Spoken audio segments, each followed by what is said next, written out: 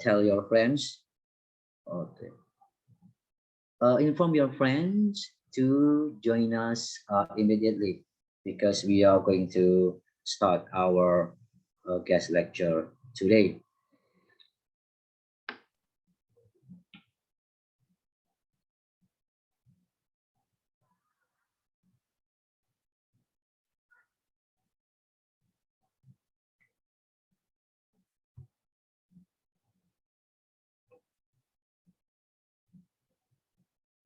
Who is from class B, my class?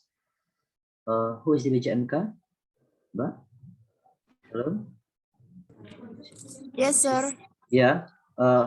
You are the BJMK, Mbak siapa? Sorry, I forgot your name. Nurul Mufida.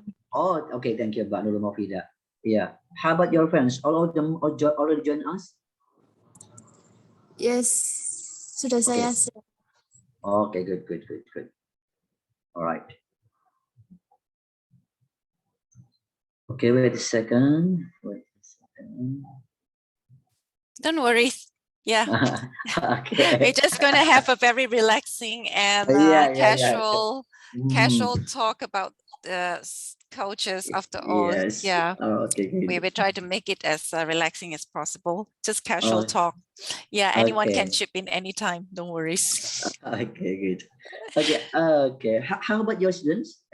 I have already shared with them the link, and probably they're having another class before this, so they would take a little bit of time to join. All right. Okay, good. But it's okay. We can always start first, and then they can join us as and when they are done with their class. Yeah. With it, because actually I'm going to give some information. Actually, I see. Yeah. Okay. Because as you know that we provide certificate for this guest lecture. That's right. What they have to do to get the certificate? Yeah. All right. Okay. Thank you. I think 1 minute more.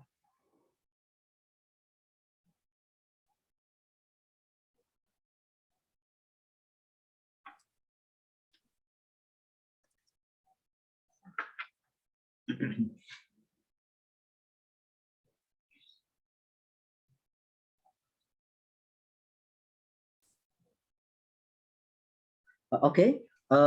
Before we start, I think I just give some information to students first. All right. Yes. Dear all students, we provide certificate. Yeah. But please, if you want to get the certificate at the end of this guest lecture, please fill out the form. Yeah.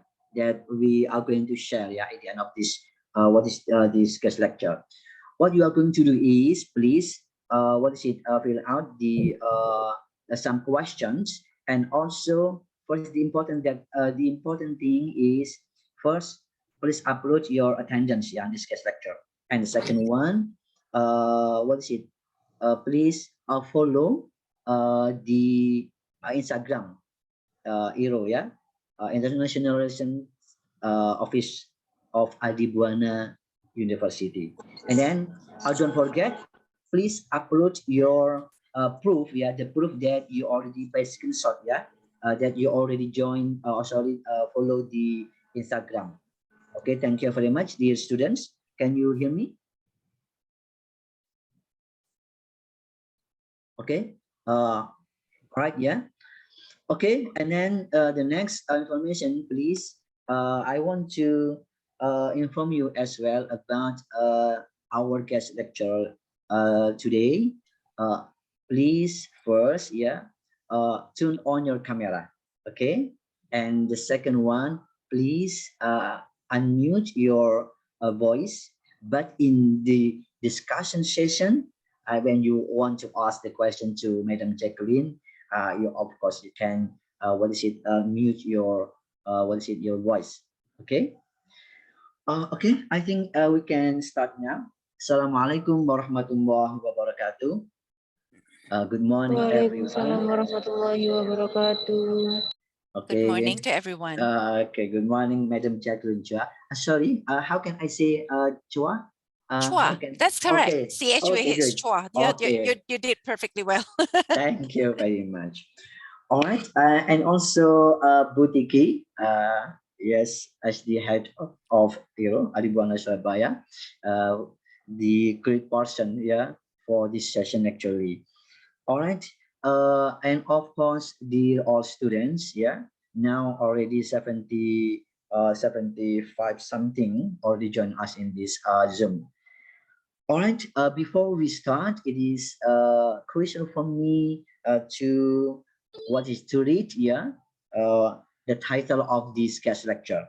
All right, the title of this guest lecture is A View of Malaysia Through the Kaleidoscope of Its Culture.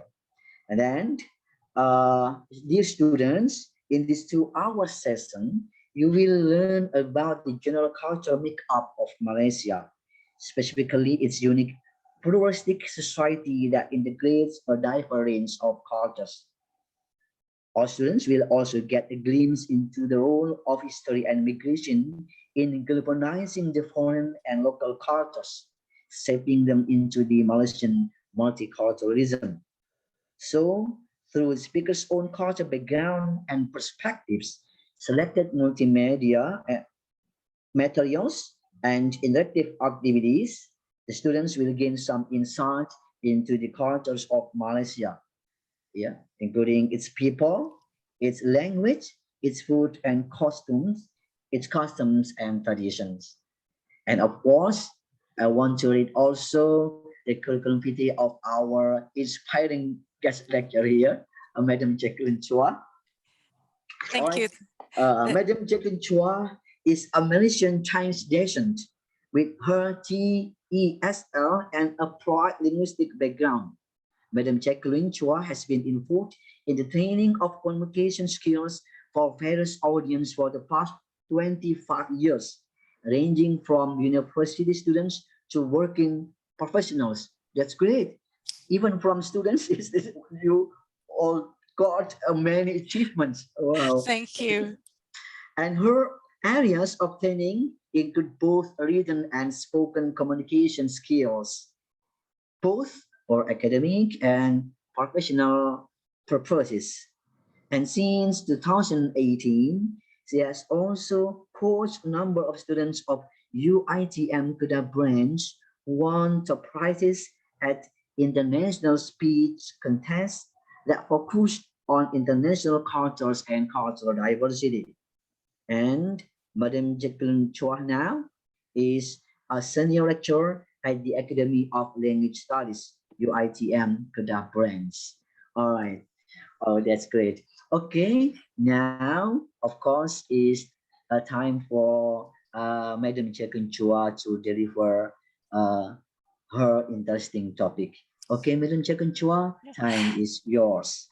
Thank you very much, Pak Rahmat, and also Ibu Tiki, and also the team of global learning from Universitas PGRI Adi Buana, Surabaya, Indonesia. You know, from UITM Kedah, I extend my heartiest appreciation for the collaboration and also your warmest invitation to us. I think, you know, this is something that is really, really meaningful for us to not only have a bridge for our academic projects, but also to have a wider exchange of cultural awareness and also understanding of two countries, or maybe, you know, to focus it down to further two different districts. You are from Surabaya, we are from Kedah. So even, you know, you understand that even in Indonesia, Surabaya could be vastly different from Lombok, or could be vastly different from Malang. So similarly in Malaysia, we have 13 states. So each state is unique on its own. So we Kedahan, we probably have a different way of talking, different way of behaving, different way of hosting. Yeah. So I think this is good that we can start this by, you know, understanding each other better. So I really, really thank you for inviting me, for giving this interesting talk to your students. And I'm not too sure whether my students are here, but I have already sent a note to them. So hopefully they will join us as soon as possible. All right. And I would like to thank Pak Rahmat for giving a very detailed introduction to the topic and about me. So let me just give you a very short overview. I'm hoping to achieve everything within this 2 hours, or maybe, is it 2 hours, right? It is 2 hours, yeah. So try Yes. to The fit group. everything, including Q&A. Yes. Yeah. The group. So you see, so I would probably talk a little bit about myself. If you have any question to ask me, please do. Yeah. I would also share with you a short video clip of UiTM Kedah, so that you can see what it is and how it looks like, so that the next time when you have the opportunity to visit us, you already know how it looks like. You have an idea what it is, right?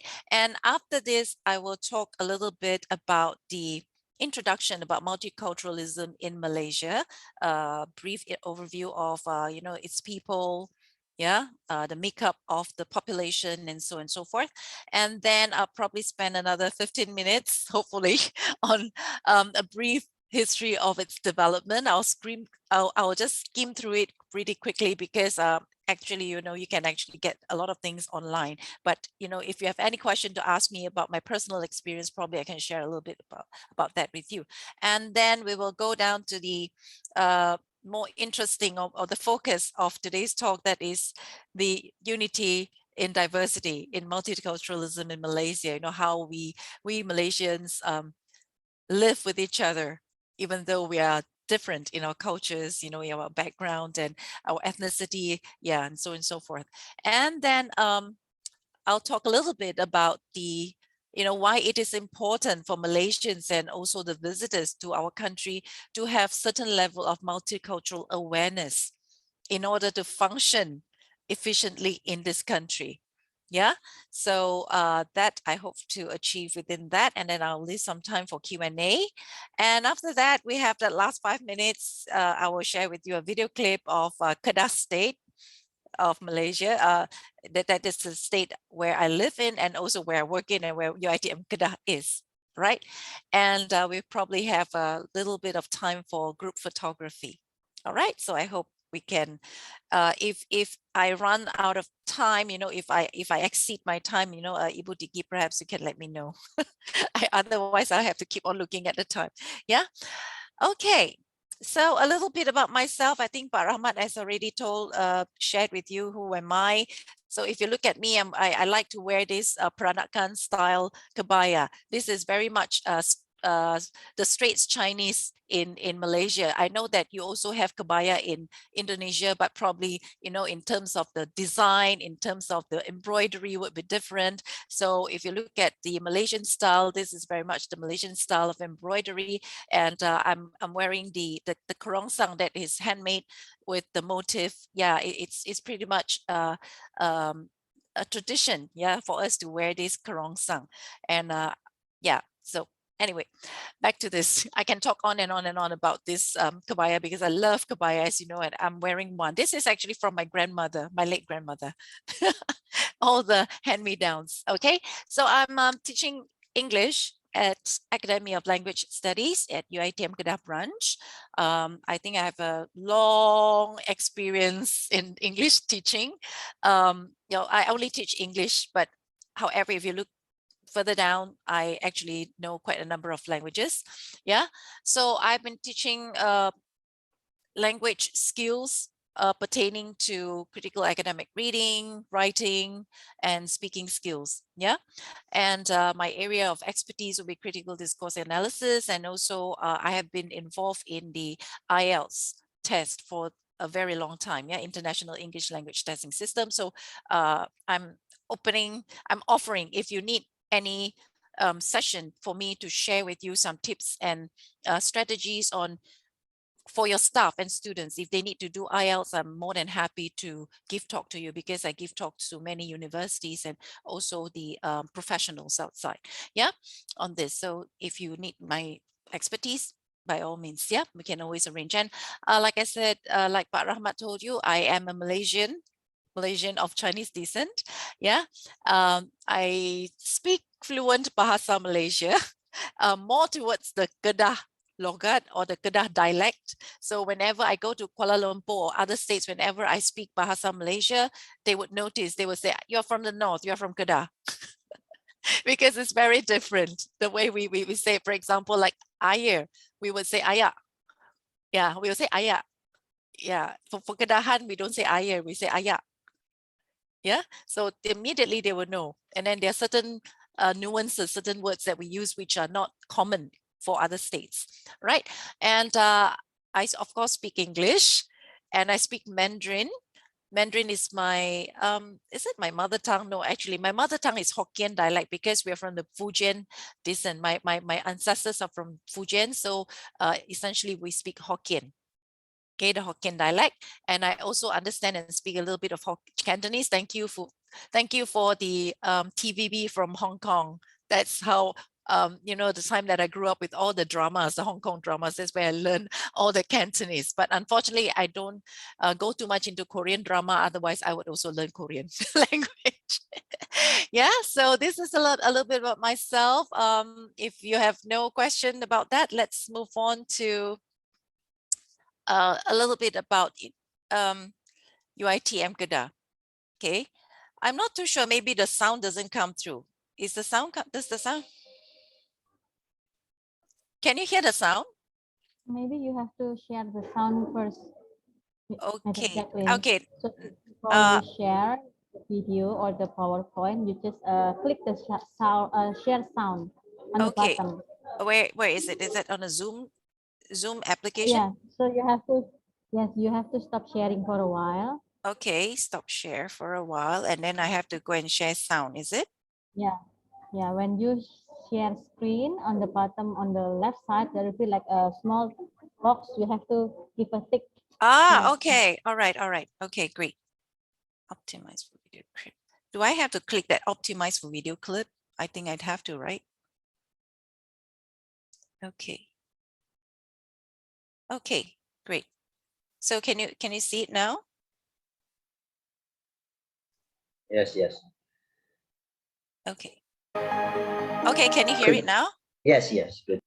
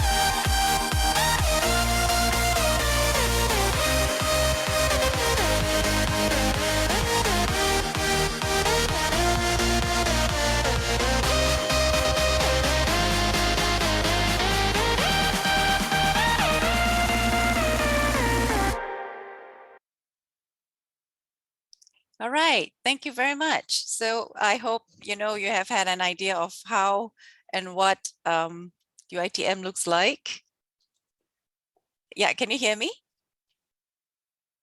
Yes, we can hear you. Yeah, okay, great. Yeah. All right.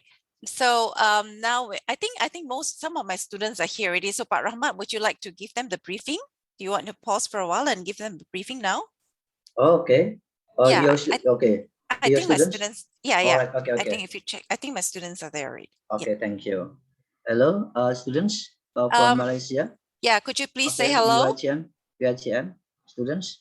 Hello, Mr. Rahmat. Okay. Yeah, Pak Okay. Rahmat. Good. Yeah.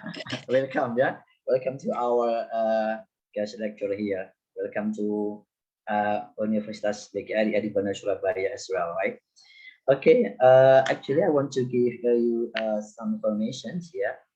First, that we provide certificate, yeah, guys, for this guest lecture.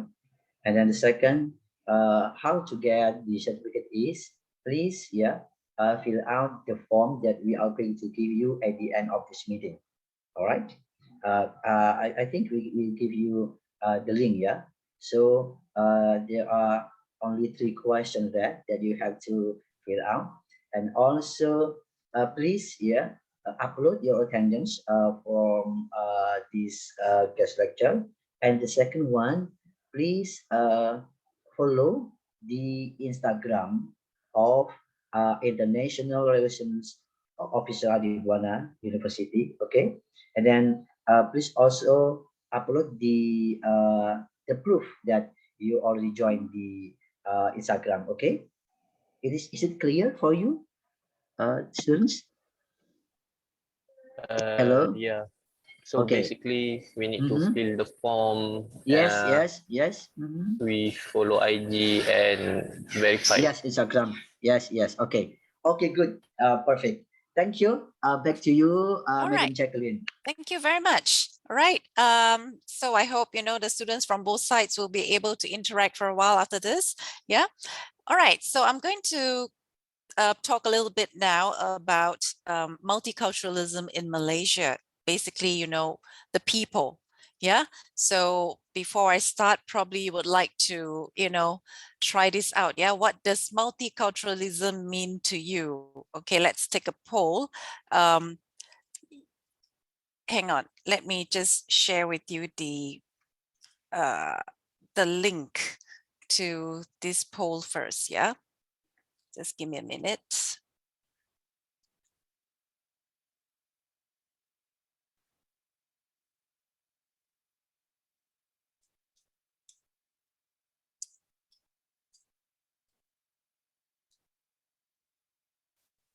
Just give me a minute. Let me just share with you my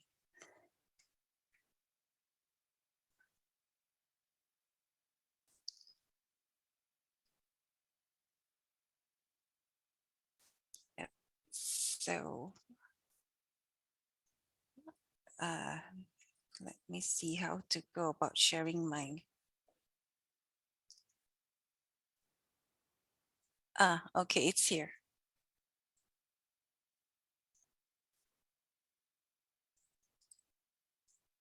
Okay.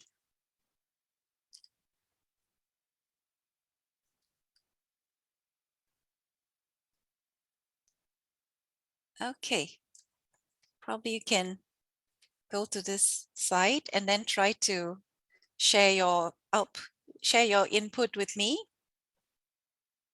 If you can do that.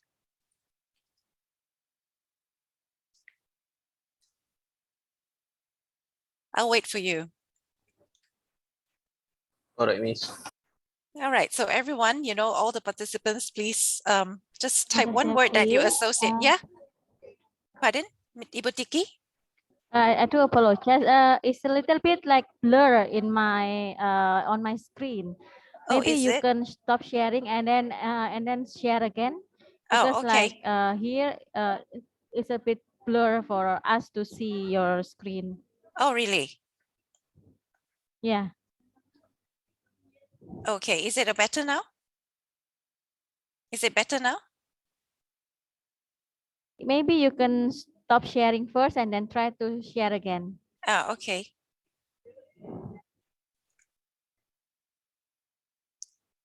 Is that okay? I have to stop sharing.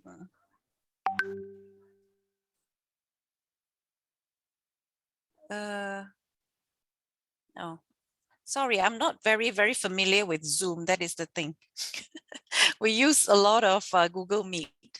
So that's why it's a little bit of, okay, how do I stop share now? Oh dear. Let me see how to stop share. I'm looking for the button.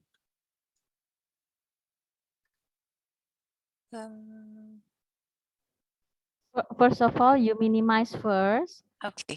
or Stop share. escape from this, yeah. Yeah. Yeah. Okay, got And it. then try to share again. Share screen here. Okay, can you see it now? Okay. Yes. Yeah, is it better now? Yeah, okay. Okay, good. Thank you. Yeah. All right, interesting. So I see some words appearing. So we are building word clouds here. So yeah, I'm giving you about, say, another few seconds to key in that. Right. More, please. Is that all? Is everyone? So I have some words here. We have culture, ethnicities, diversity. Interesting.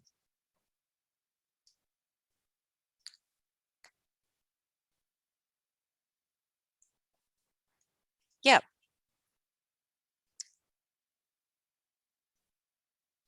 So essentially we have the word diversity. You see, it's the biggest portion, diversity and unique. So I think you associate culture with diversity, with multiculturalism, especially with diversity. You are quite right here. And each culture is unique. All right. So let's move on to the next one. So what is multiculturalism? Basically, it's a coexistence of diverse cultures. I'm sure, you know, even in Indonesia itself, you are practicing multiculturalism as well. Yeah, it is not homogeneous, but rather it's heterogeneous.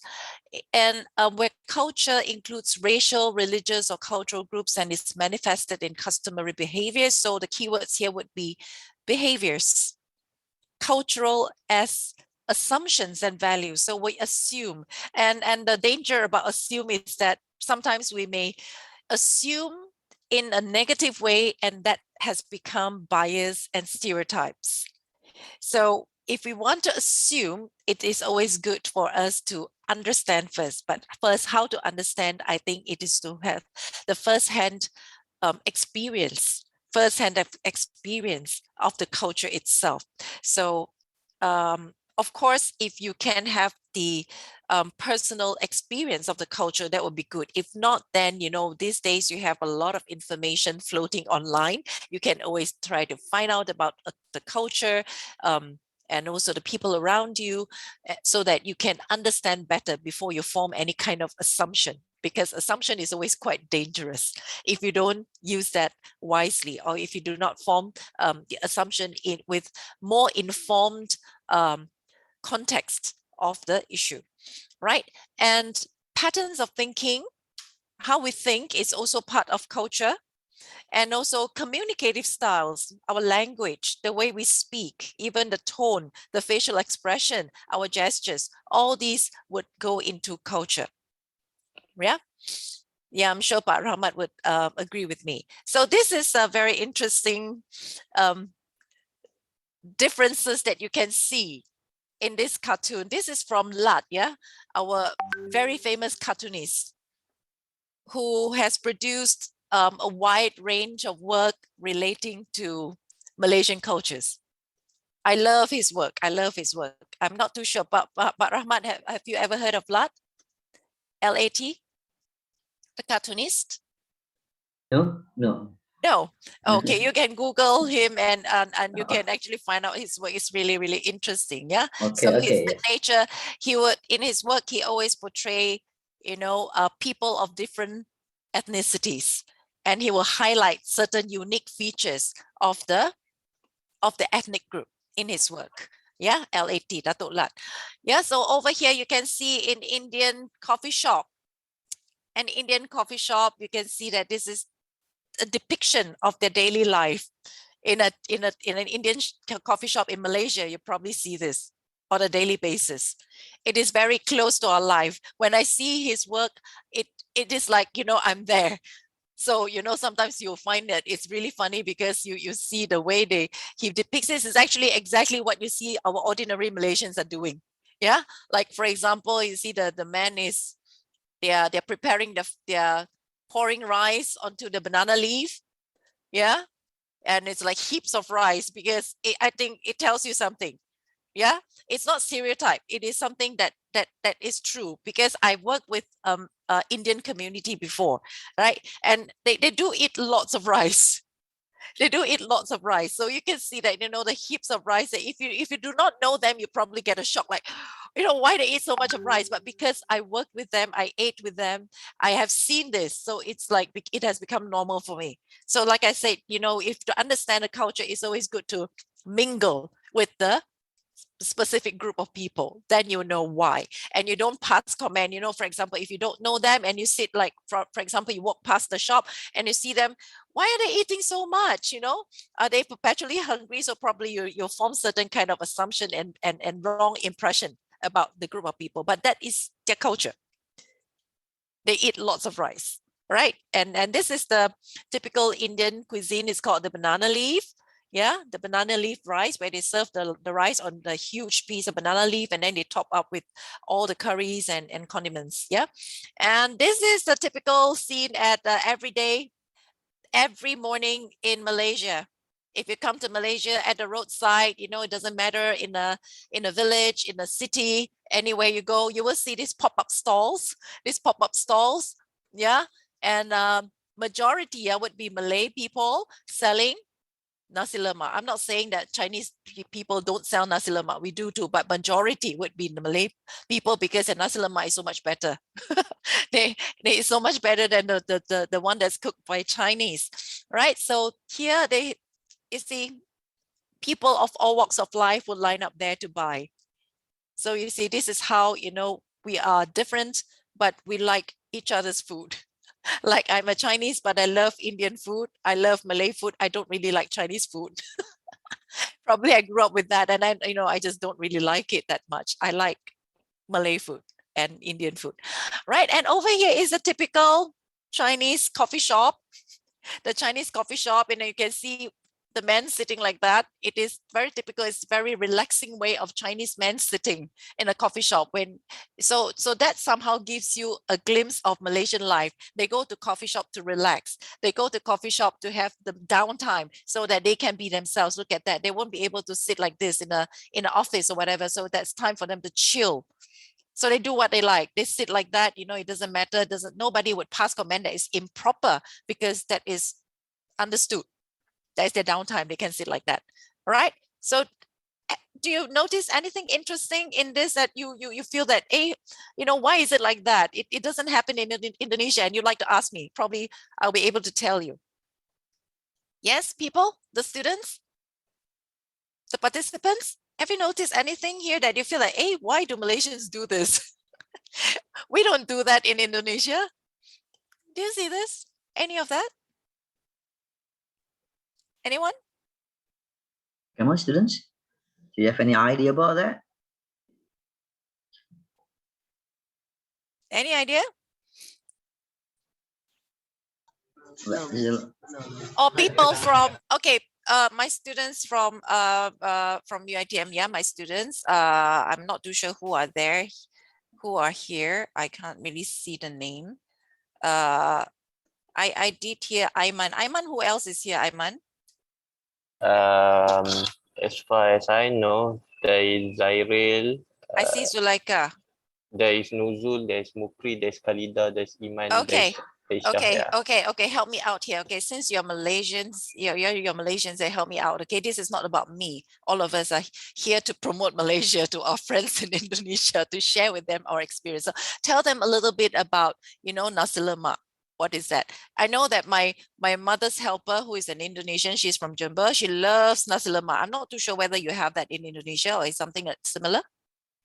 But before that, let my students explain to you what is our typical nasi lemak. Okay, Aiman, please. Yeah. So, give me a minute. Yeah, just a very brief introduction of nasi lemak. What is it? So basically, nasi lemak in Malaysia is a rice with coconut milk Yeah. cooked together, and then we put it together with boiled egg, and sometimes we put cooked bean, and sambal. So yeah, so that's basically what nasi lemak is. So yeah, I mean, yeah, it tastes really good. Yeah, actually, yeah, because yeah, when I was in my school, I actually eat nasi lemak every day. And it's Yes. pretty cheap too, because when I was in my school, it's cost me around 1 or 2 ringgit. Yeah. Thank you very much, Aiman. Very, very well explained why nasi lemak is such a popular dish, because it's nice, it's cheap, and then it's so easily available. Every corner you turn, you see nasi lemak stalls. Okay. So do you have something similar in Indonesia? Do you call it the same name? Do you have something similar? I think yes. Yeah, I think yes. You have nasi lemak as well. Oh no, but not nasi lemak. I think it's something like we call it as nasi uduk or nasi timbal. Yes, that's our nasi timbal. Yeah, for in West Java, it is well known as nasi timbal. Yeah, the rice cooked with some what is it? With seasoning and so on and so on. Interesting. So the Yes, next time I would try that. I would try that. I'm Okay. only I've only tasted, like, the gado-gado and Okay. Yes. gado-gado, and also the what do you call that? The bakso. That's Oh, my bakso. favorite. Yes. That's Okay. my favorite. Okay. All right. Thank So you. yeah, when we talk about food, we can go on and on and on. So anyway, back to a little bit about the Malaysia, the map of Malaysia. This is the Peninsula Malaysia. This is the East Malaysia, right? The East Malaysia is the Borneo section, right? So over here, we are here. See, we are Kedah, Perlis, and further up will be the Thailand already. Further up will be Thailand. So if you look at Kedah people, a lot of times our culture is very much influenced by Thai culture as well, because we are very close. We're just by the border. If you cross the border, we'll be in Thailand already. Yeah. So in Kedah, we are, even the way we cook, some of the words we use could be heavily influenced by Thai culture as well. Yeah. So over here we have the 11 states here, and then we have 2 different states, Sabah and Sarawak here. So over here, their culture would be vastly different. Just to let you have a glimpse of this, because this will be related to the makeup of our Malaysian multicultural society. So over here, we have the major percentage of citizen by ethnic group. Majority would be the Bumiputras, or we call them the Malay people, right? Over here, we call them Bumiputras, but they are also known as Malay people, commonly known as Malay people, the Malay people, and they make up the biggest portion of Malaysian population. Hi, Ibu Yasmin. Thank you for joining. Ibu Yasmin from Unmer is here. Thank you. Good morning. Yeah, so Ibu Pak Yasmin. Rahmat, it's a Okay. very Halo, Bapak. meriah, Okay. very meriah kind of meeting here. We Wow. have Thank you. Thank you. yes, Join us, yes, Ibu I did. Yasmin. Yes, because I Okay. gave a talk to Unmer 2 weeks All right. last month, so I Okay, good. invited them. All right.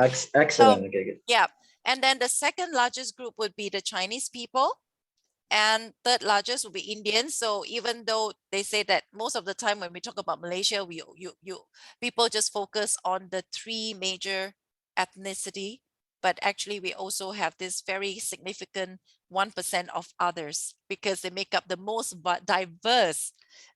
diverse range of ethnic groups in Malaysia, right? More than 180, a lot. So it's impossible for me to cover that.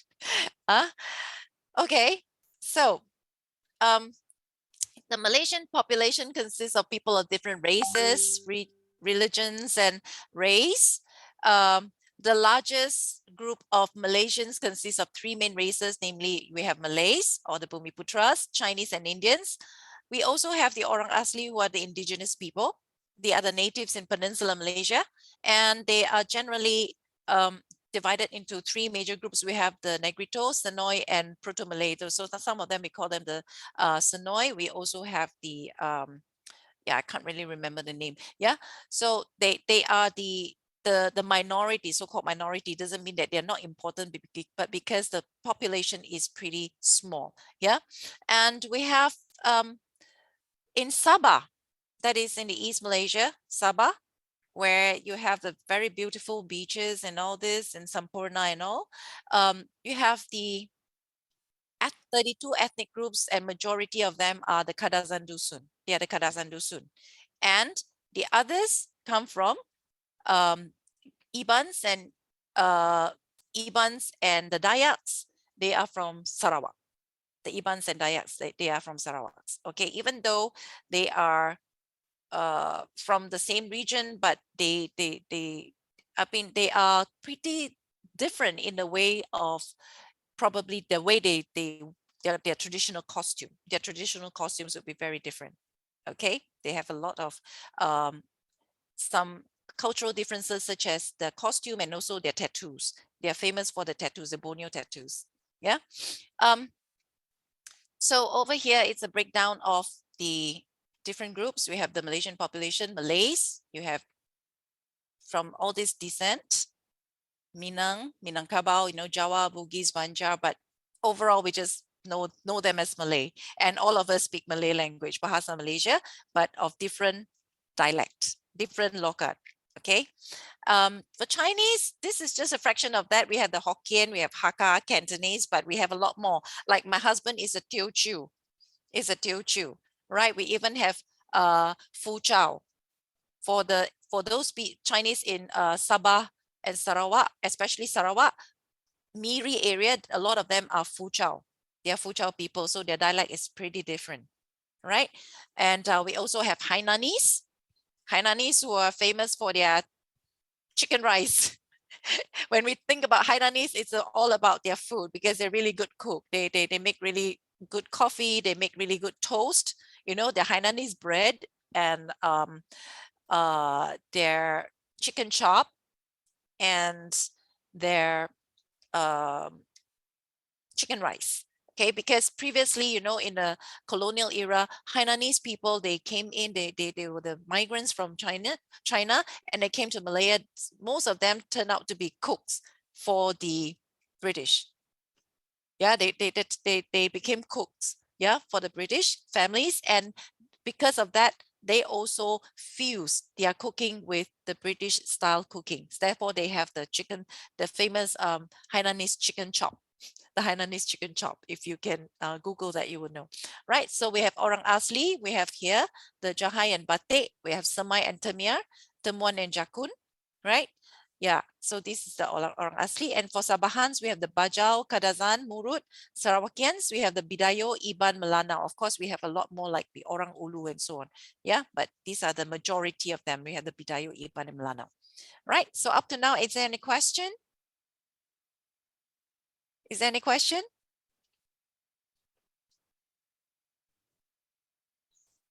No? Then Maybe not. Hello, yeah. Ibu Jackie. Yes, Yasmin. Yasmin. Yeah, maybe not question, but comment. Yeah, sure. Yeah, my ancestors are from Borneo. Ah, yes, Borneo. Yeah, from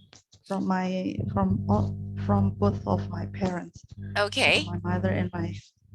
Yeah. Then my late grandfather from my mother's side used to have a shop, and I think it's interesting because he named the shop as a Bumiputra. Oh, so what's the name? That's the name. That's the name. Yeah. Oh, that's the name of the. Ah, that's interesting. So Bumiputra basically mean the son of the soil, Yeah, so it's like you own the Yeah, I land. don't know. I Yeah, just, realized it just now. Wow. interesting. Okay. Yeah. Yeah, so it's Uh, Bumiputra. Bumiputra means, the descendant of the soil. It means you own the land. That's it. You're the yeah. native, right? Yeah, that's great. That's great. Thank you. Finding the roots is always is interesting, Yeah. right? That So surprised ethnic, me. Okay. yes, ethnic diversity in Malaysia. So from the slogan, our Tourism Malaysian slogan, you will see that Malaysia, truly Asia, because of the diversity of people. If you look at that, we covered a lot of people from the Asia region, yeah, the descendants. Now it is critical and powerful driver in the design and implementation of many public policies due to all these multicultural aspects of Malaysia. So we have certain policies that have been made to maintain the harmony, and also to keep a good balance among all the different cultures. All right. So you have here, you see the Malay people, you have the Chinese, you have the Ibans or the Kadazans, yeah, and then we have the Indians. Yep. Okay, so you have this again. Can you try to do this for me? If you're expecting a Miss Belinda Anak Dripin at the airport, which image below would you match the person to? Can you try to go to the link and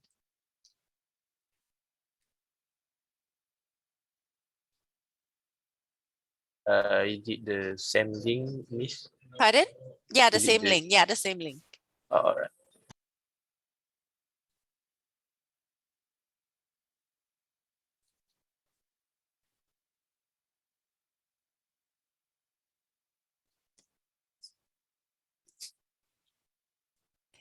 Yeah, so everyone is choosing B. Looks like it. A.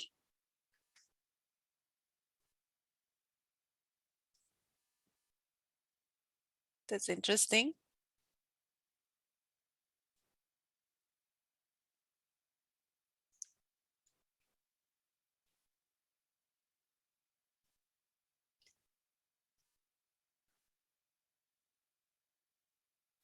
So are we done? Most of the people chose, yeah, some chose A, some chose B, nobody chose C and D. C, Belinda Anak Dripin. Yep. You are quite right. You're quite right. If you choose C or C or B, but I think the most appropriate one would be B, because the name Anak Dripin, this one is more for the Bidayo. Yeah, the Bidayo.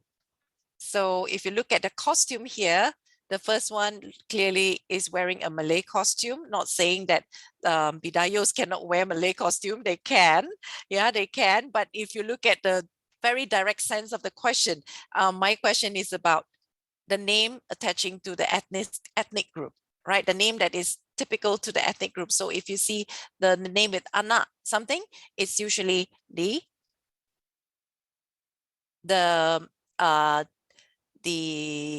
Bumiputras, they are also the Bumiputras there. Yeah. Okay. Understand? Yep. All right. I think those of you who are taking culture as a subject, you would understand that there are two approaches to look at culture: multiculturalism or cultural diversity. We have the melting pot. Yeah, in the melting pot approach will be people with different cultures come together and then they mix, and then they become the new culture. They become the new culture. That means they get rid of their own cultures. They get rid of their own traditions, their beliefs, and all this. They mingle that, and they become a new person. They adopt a new identity. Okay, but for salad bowl, the salad bowl approach would be a heterogeneous society in which people coexist but retain at least some of the unique characteristics of their traditional culture. That means you're there, but then you do not lose your culture altogether. You do not lose your identity altogether. You still remain who you are. It's just that you become more diverse in your outlook. You're more diverse in your behavior, in your cultural dynamics and all this, but essentially you still keep your key culture, right? The culture where you're from intact. So that is the salad bowl approach, right? I'm not too sure whether you did that in your course, but I'm just sharing it because I'm coming to the next question. I'm going to do a little bit of, yeah. I'm going to do some spinning here. I want to ask you the question.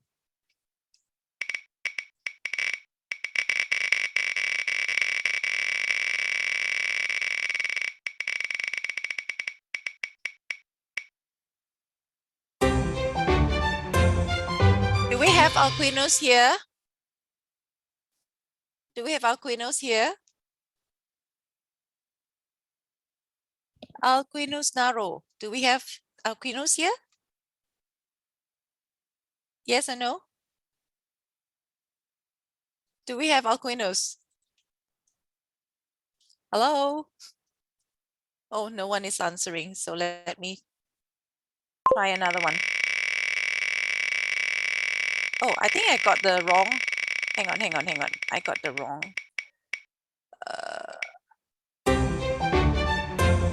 I think is this from, let me see. Okay. All right. I get this. Is this the one? The list. No, it's this one. Okay. Yep, it's this one. Sorry. I got the wrong name, wrong list. Sorry.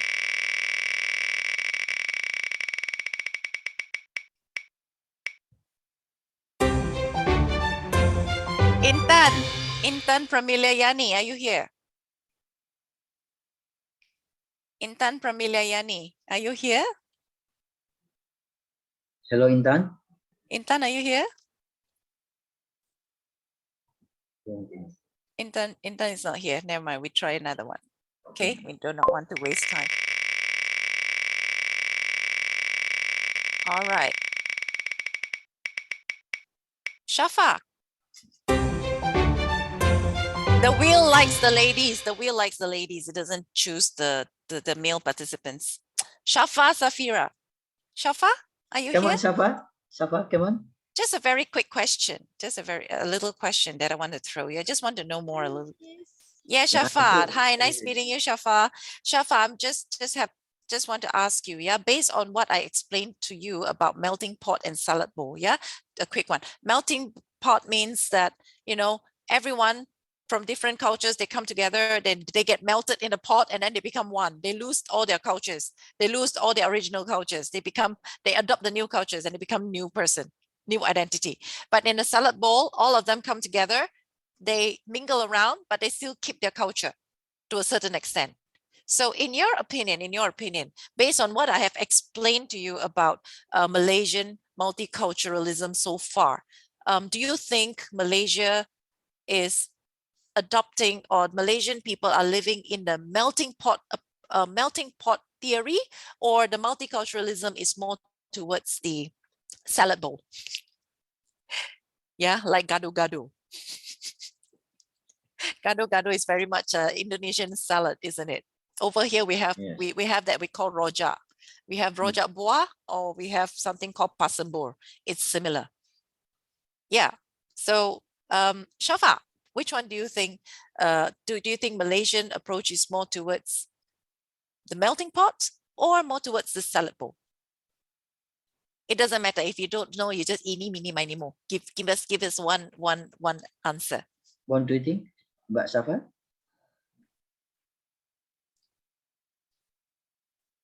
Yes, Shafa. Hello, Safa.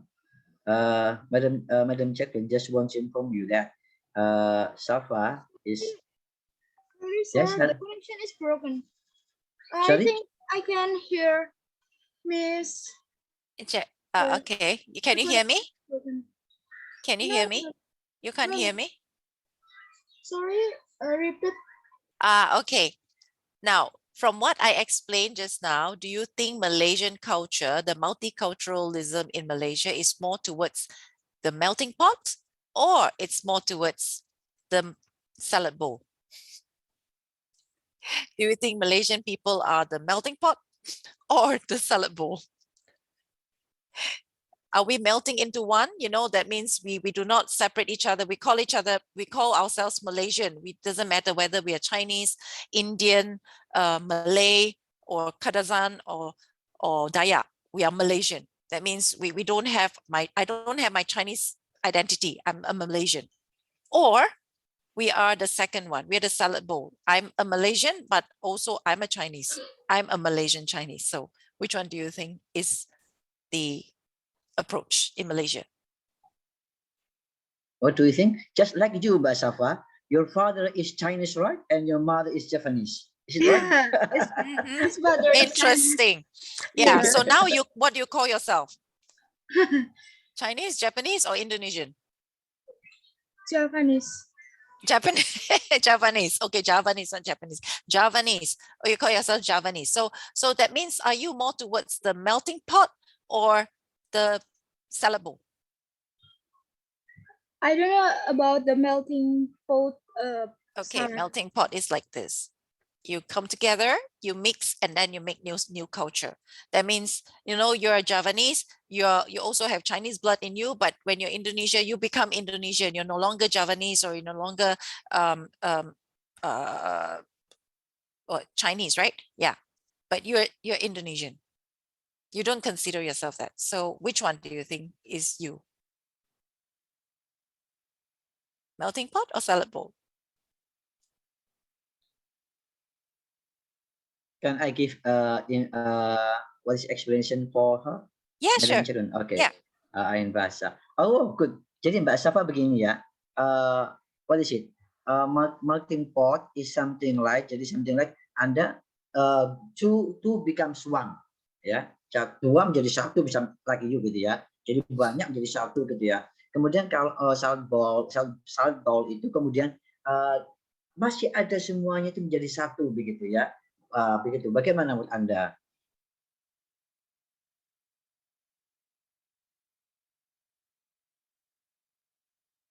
Sorry, sir. The connection is broken. Never mind. It's okay. All right. Thank you very much, Safia. It's nice, Shafa. It's Shafa, right? Shafa. It's nice to hear your voice.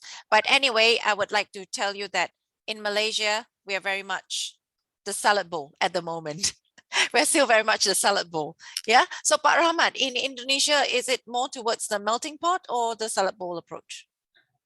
Salad bowl approach. Salad bowl approach. Yeah, especially after our previous president Abdurrahman Wahid, Gus Dur. Yeah, he is a great president by letting Chinese, or in Indonesia we call it as Tionghoa ethnic, to express their cultural identity, something like barongsai, where it is before, as you know, that in New Order it is really restricted. Yeah, the Chinese people cannot express their identity. Yeah, but now they are free to do that, and also all ethnics are free to express their cultural identity. So we call it as salad bowl.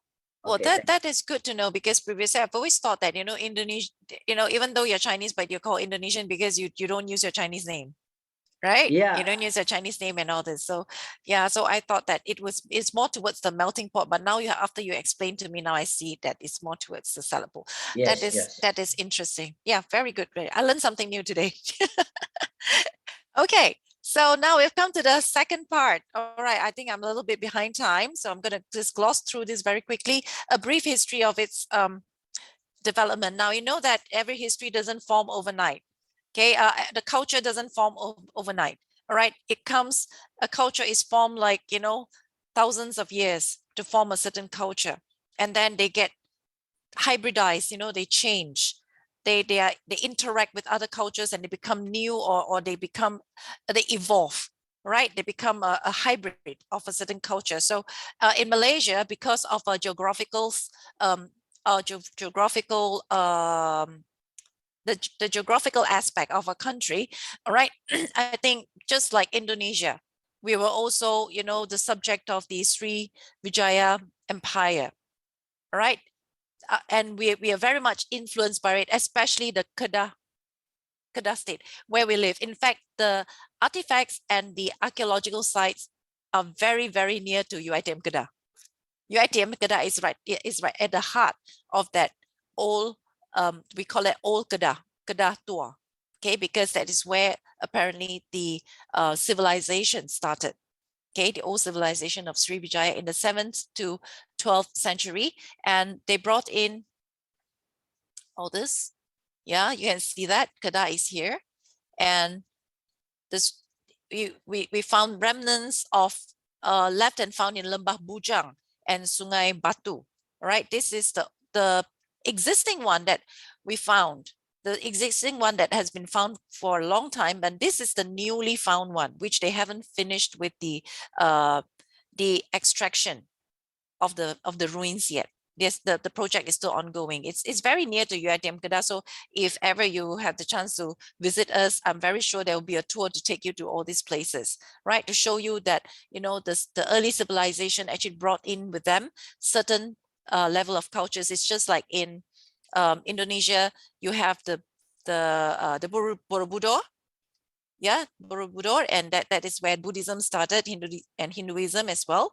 Yeah, and this exactly is what's happening in Malaysia, and specifically in the Kedah state. So that's where we have the Indian Muslims. The Indians, they came in and then they settled down, they got converted, they became Muslims. So we call them Mama. Interesting, they have to call Mamas here. All right.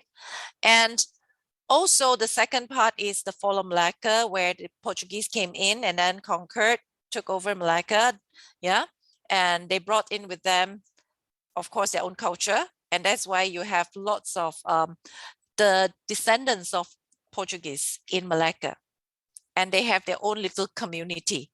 The food they eat, the language that they speak would be a little bit different, yeah.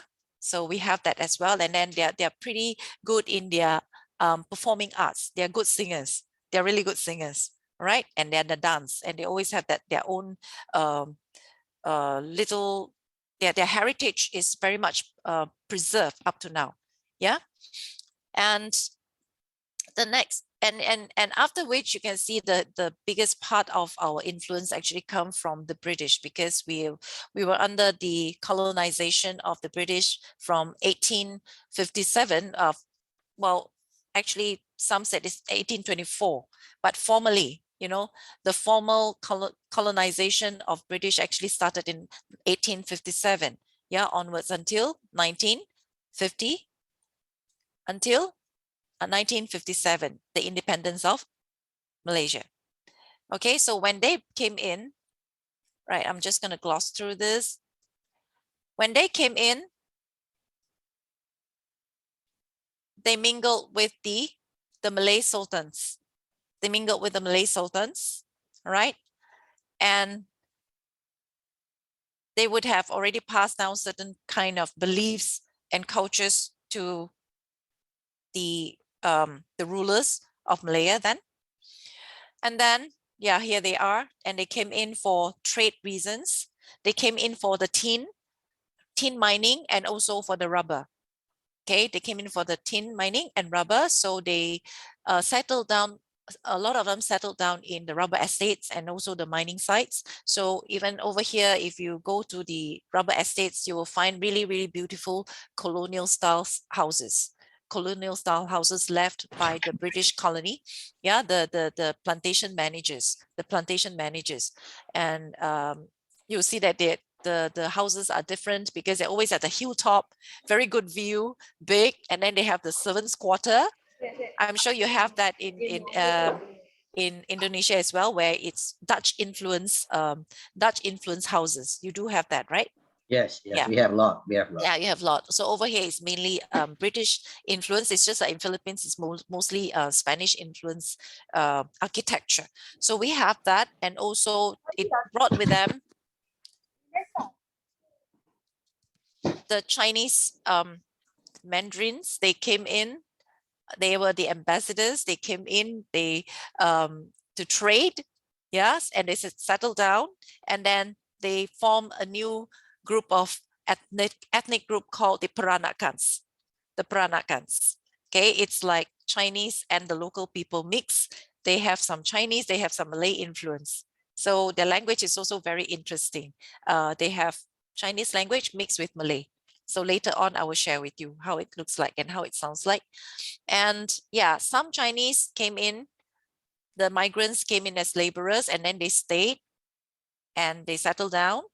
And then here's where all the Chinese descendants stayed in as Malaysians, right? And you have the Indians, the renegade of soldiers, yeah, the Gurkhas and the Indians. And most of them would also settle down in the rubber estate, right? So that is the early makeup of the socio-economic makeup of these different groups of migrants. But now it has become more fluid, and the strata has been changed, right? Due to the improve in their their socio-economic status and all this. Yep. So a little bit about this. Let me just share. I would like to share the sound. Yeah.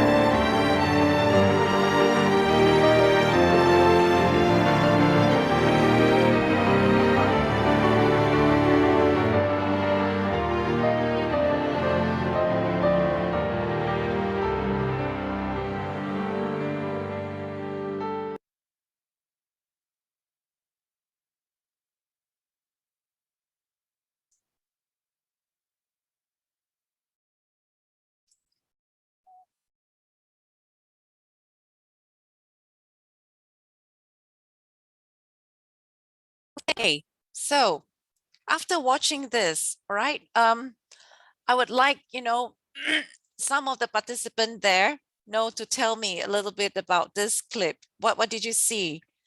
Which are the ethnic groups that you saw in this video clip? It is all about Malaysians. I saw Iban. You saw the Iban. Okay, thank you, Aiman. So you saw the Iban tribe, right? The Iban ethnic group. There, you see very uniquely, they're wearing their Iban woven fabric. It's very much like the one that I saw in Lombok. Their weaving is very much similar. Yeah. So they are very good at weaving, and they call the weaving pua. It's called pua kumbu, handmade weaving, pua kumbu. I love that. And they put in all the Iban motifs. Yeah. And it's not cheap. It's really expensive. Yeah. And you have the three major groups. You have Chinese, Malay, and the Indians. And you can see that the setting, yeah, it's vastly different. But all of them, eventually, you can see that they are the same, whether or not they are Chinese, Indian, Malay, or Iban. Eventually, their tradition will pass down, and then they come together as one. So this is very much like what I said, the multiculturalism in Malaysia. All right. Okay, thank you very much. Any questions so far? Any questions so far? No? Yes, no? So this is what I would sum up the second part of the talk. That is everything, whether or not whether it doesn't matter which culture we embrace, eventually we unite in this diversity. That is what multiculturalism in Malaysia is all about. Okay, it's to bring us together, and we learn to live with each other in a big salad bowl called Malaysia. Okay. Yeah. So if you have any question, if any comment, please do, share with me as and when you feel like it. Yeah. Mian? Yeah, sure. Pak Rahmat, Okay. please do. All right. Okay. Yeah. This one, unity in diversity. In our term, yeah, we have it as Bhinneka Tunggal Ika. Yeah, it's same meaning actually. Unity in diversity. How about in Malaysia? Is there any specific term about this? We don't really have a specific term to term this, but rather, like I said, the slogan, Malaysia truly Asia, it's very much explained, the multicultural setting or the multicultural climate here. That means we embrace all. Yeah, we embrace Malaysia is Malaysia truly Asia. Oh, Malaysia. Yeah, truly Asia. Truly Asia. Yes. Okay. Yeah. But of course, when we talk about unity and diversity, it comes with its challenges and tensions and, some kind of hindrances as well, right? But we're still working together to map out all this, tensions and all this. Of course, it's unavoidable. It happens everywhere. All right. Okay. Yeah. Okay. Next is. Yep. Okay. You explained that since we have in different cultures, yeah, with different background of ethnicity and so on, even religion. So it is very important to maintain the harmony, right? So how can you explore it a little bit more? Okay. How do we maintain that? I think besides the constitution, of course, there's certain constitution being set in Malaysia to maintain such harmony that, every religion has its own sanctity and all this, and you should not overstep the boundaries, right? For example, in terms of proselytizing the Muslims is totally prohibited. Yeah. So we should not, go and spread our religion to Muslims and convert and all this. So this is in the constitution itself. So this is to keep the harmony. All right. And similarly, ethnic groups of different religions, they are given the freedom to practice their religion studies. So they are given the freedom to set up their churches, their places of worship, and they're given this kind of respect and flexibility to do that. So we are not being stopped from, say, praying going to the celebrating Wesak Day or whatever. But in fact, it is part of a national holiday. So you see, everything is included. National holidays, we recognize Deepavali for the Hindus. Okay, Deepavali for the Hindus. Previously, the Thaipusam, which is a very, very big celebration for the Hindus to celebrate the birthday of the goddess, what's the name? Oh God, I cannot remember. Ganesh, Lord Ganesh. Yeah, Lord Ganesh. Yeah, so on that day they would have to perform certain rituals. So previously it was not part. Few years ago, sorry, someone's microphone is not muted. Yeah, so Thaipusam has not been part of our, has not been gazetted as our national holiday. So now it has been included. Only say, I think it's about 4 or 5 years back, it has been gazetted as a public holiday, so that we also give this recognition to Hindus, so that they can have a free day to celebrate this Thaipusam. Yeah, but in Kedah State, because Kedah State is so-called the Muslim, we are still very much governed under the Shariah's law or something. Yep.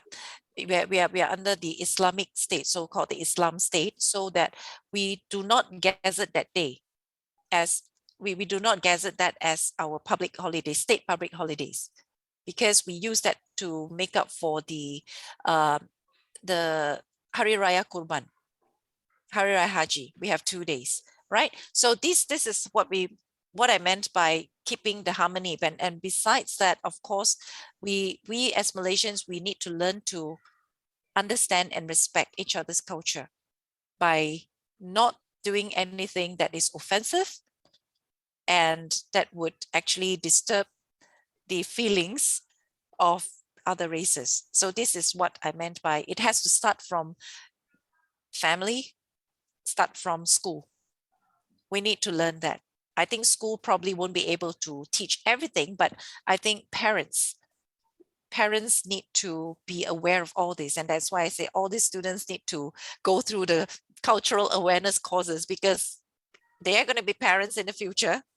All right. They cannot rely on schools and universities to teach their students, teach their children about cultural awareness. So it has to start from home, everything that they do. All right. For example, we understand fully that when we go to mosque, if we want to visit a mosque, for non-Muslims, we should not go. We should, for ladies, we should also wear a headscarf. Whether or not we like it, it is part of the respect and rule, and we have to follow, so that we do not actually create some kind of offense to the Muslims. Does that answer your question, Pak Rahman? Yes. Okay, great. Okay, thank you. Yeah. All right. So maybe I shall move on to the next part.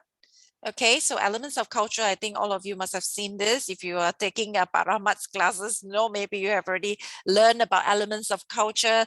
The reason why I put this here, because I'm just going to touch on a few elements of culture here pertaining to Malaysia. There are so many, I won't be able to cover everything. Yeah, so we called it a culture wheel. Every time you function in any society, it's always good to be aware of the culture wheel, right? To know which part that you lack, so that you can make up. So culture makes up of knowledge and stories, language, traditions and rituals, even techniques and skills. That's very interesting. Yeah. And tools and objects. Yeah. Different people, different culture would use different tools and objects to work. For example, for Chinese, they use chopsticks. They use chopsticks to eat. Yeah. But for Malays and Indians, they use hands. They don't use chopsticks. Yeah. For the Westerners, they use the fork and knife. For Chinese, it's a taboo to use knife when dining. Knife is like, you're going to kill each other. It is not good for harmony. So we don't really put knife on our table for Chinese? Pantang. It's pantang larang. Yeah. So, but I mean, now because we embrace a lot of Western values, we do that. We do that. Yeah. But of course, in big occasions like Chinese New Year, we don't do that because you are going to make the old people very upset. Yeah. They don't like to see that. Yeah. And the arts, of course, your performing arts, your painting, drawing, your singing, music, dance. And of course, we are all very interested in food and drinks, even our values. Yeah, even our values. Yeah, for example, I can just give you a very, if you can, some people might call it stereotype, but I don't call it stereotype. It's just the values that has been passed down for ages. Like for Chinese community, we always value education. We value education. There's a saying in Chinese, no matter how poor you are, you cannot stinge on education. You can stinge on other things. You can save on other things, but you should never save on education. So that is a belief that has been passed down from generations. Yeah, I do not know where it started, but yeah, until now, we still instill this kind of value to our young ones. Yeah. And for other cultures, maybe they have different kind of beliefs. They have different kind of values that has been passed down, might be a little bit different. Yeah. Like for example, probably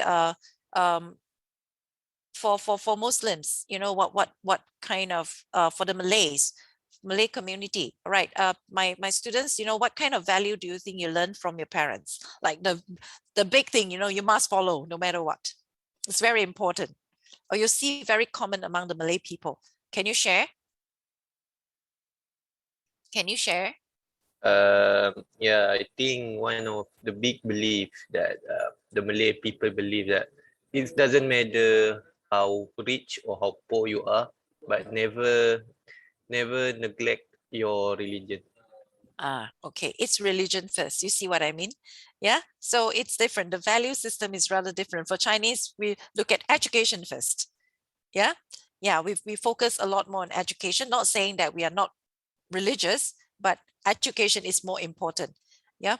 And I think for Indian community over here, we don't have Indians. I'm not too sure, but among my students, we don't have Indians. But from my interactions with Indians, I think they also put a lot of emphasis on prayers. They put a lot of emphasis on prayers. So, and their prayers, because they pray to deities and gods.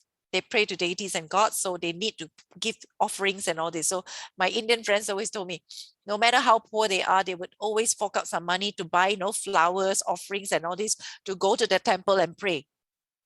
They might, go hungry for the day, but they must buy those offerings, flowers, incense, to the temple and pray every day. Yeah.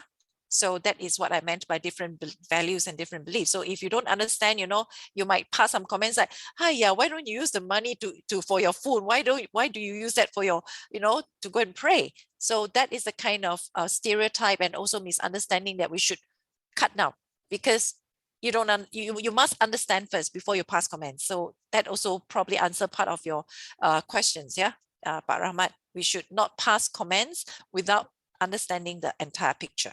Yes, because yeah, that is what they have been brought up. That is their belief. Okay, so yeah, and so yeah, which element of Malaysian culture interests you the most? People, let me know, so that if you're not interested, I won't talk about it. If you're not interested, I won't talk about it. Yeah, I won't waste your time. Come on, let me know which element of Malaysian culture interests you the most. So we look at the different elements here already. Yeah, the first here we have, that's why I show you the wheels, so that you know what I meant by element. So yeah, you can type your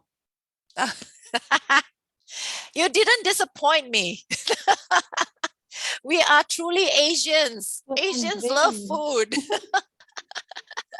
Asians love food. That's the first thing. I think, yeah, nothing beats food. Nothing is more important than food, right? Yeah. That bigger. It grows bigger. I love all of you already. You're speaking my language. Yeah, so food and drinks, the rest you don't want to know. I just have to tell you about food and drinks in Malaysia. Oh gosh. Oh dear. Anything else? No? No, that's all. Oh dear. They don't want to know about other things. My goodness. I don't think I prepared that much about food and drinks. Interesting. All right. Yeah, you're right. The first part. First part. What is this? I even give you this word. Makan. Bahasa Malaysia. Yeah, I'm sure you say makan as well, right? But then Ibu Yasmin. Ibu Yasmin, Yes. can you share your trick, your very interesting Malang What is that? unique there the language that you told me that's spelling backwards. What's the name? In Malang, we have a Posowalian. So you read the word backward. Backwards. So you don't call makan, right? No. Yeah. So what do you call that? Posowalian, yeah. For example, for the simple word like house, in Bahasa Indonesia we call it rumah, and then we read it backward. Hamur. Okay. Interesting. Rumah hamur. Okay. So you read it backward. Yeah, I learned that from Ibu Yasmin, and I'm also like so interested in it. Okay, so anyway, this is what we say, even if you're Chinese, we use this word as well. Let's go makan. We mix it with okay, let's go makan, okay? People, it's makan time. What are you waiting for?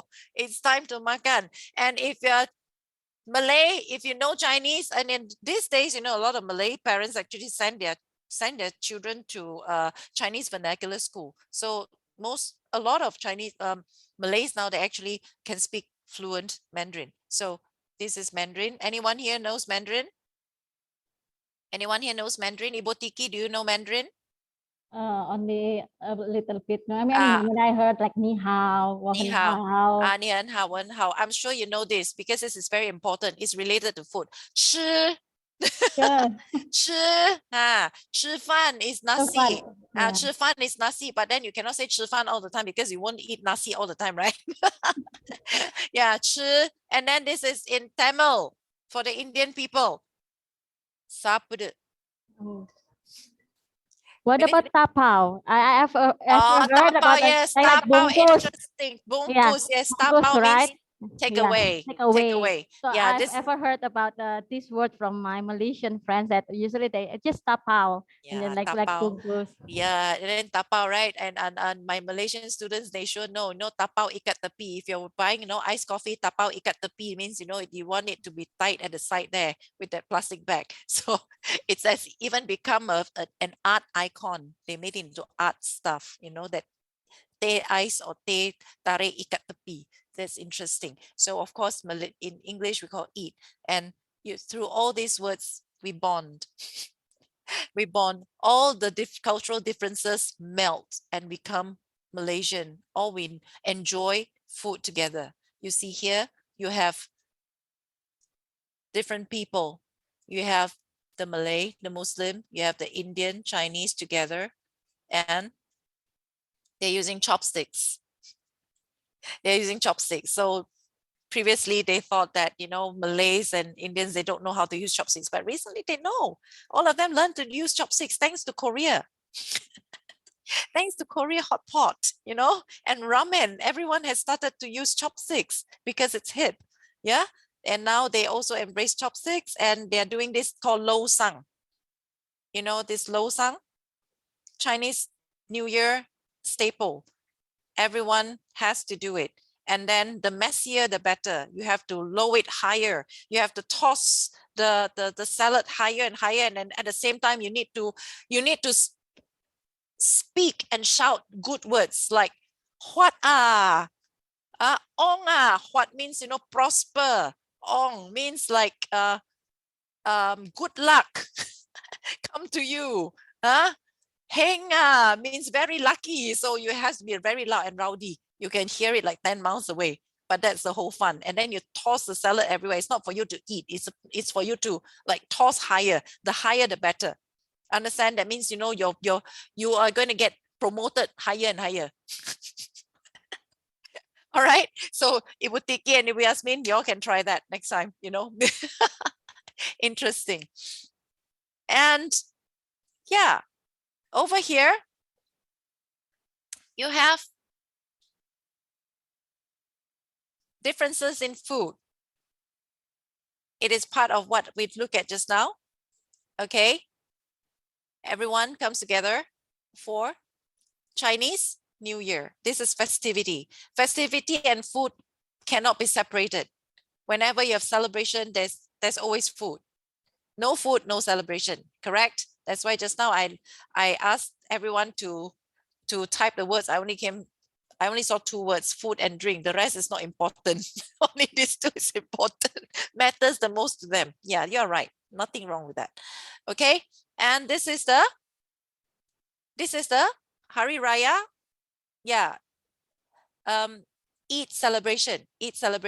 Always have big open house again about food, you know, hundreds and hundreds of people will come in and eat, and then you see they mingle and then they share the food. Yeah, this is for Hari Raya celebration. All these major festivities in Malaysia. And you have the Gawai celebration just over 1st of June.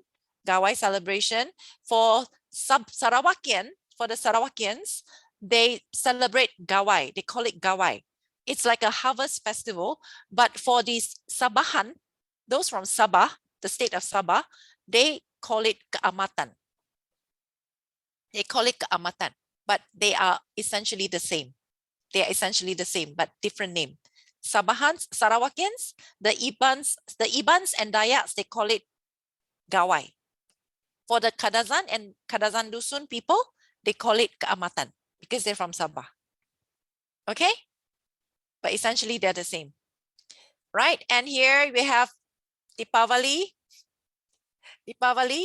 Okay, Deepavali, where you see even the Chinese wearing the traditional Indian clothes. All right. Yeah. And they all look pretty and sharing food. The typical Indian food, which I love a lot. Right. And you also celebrate Christmas.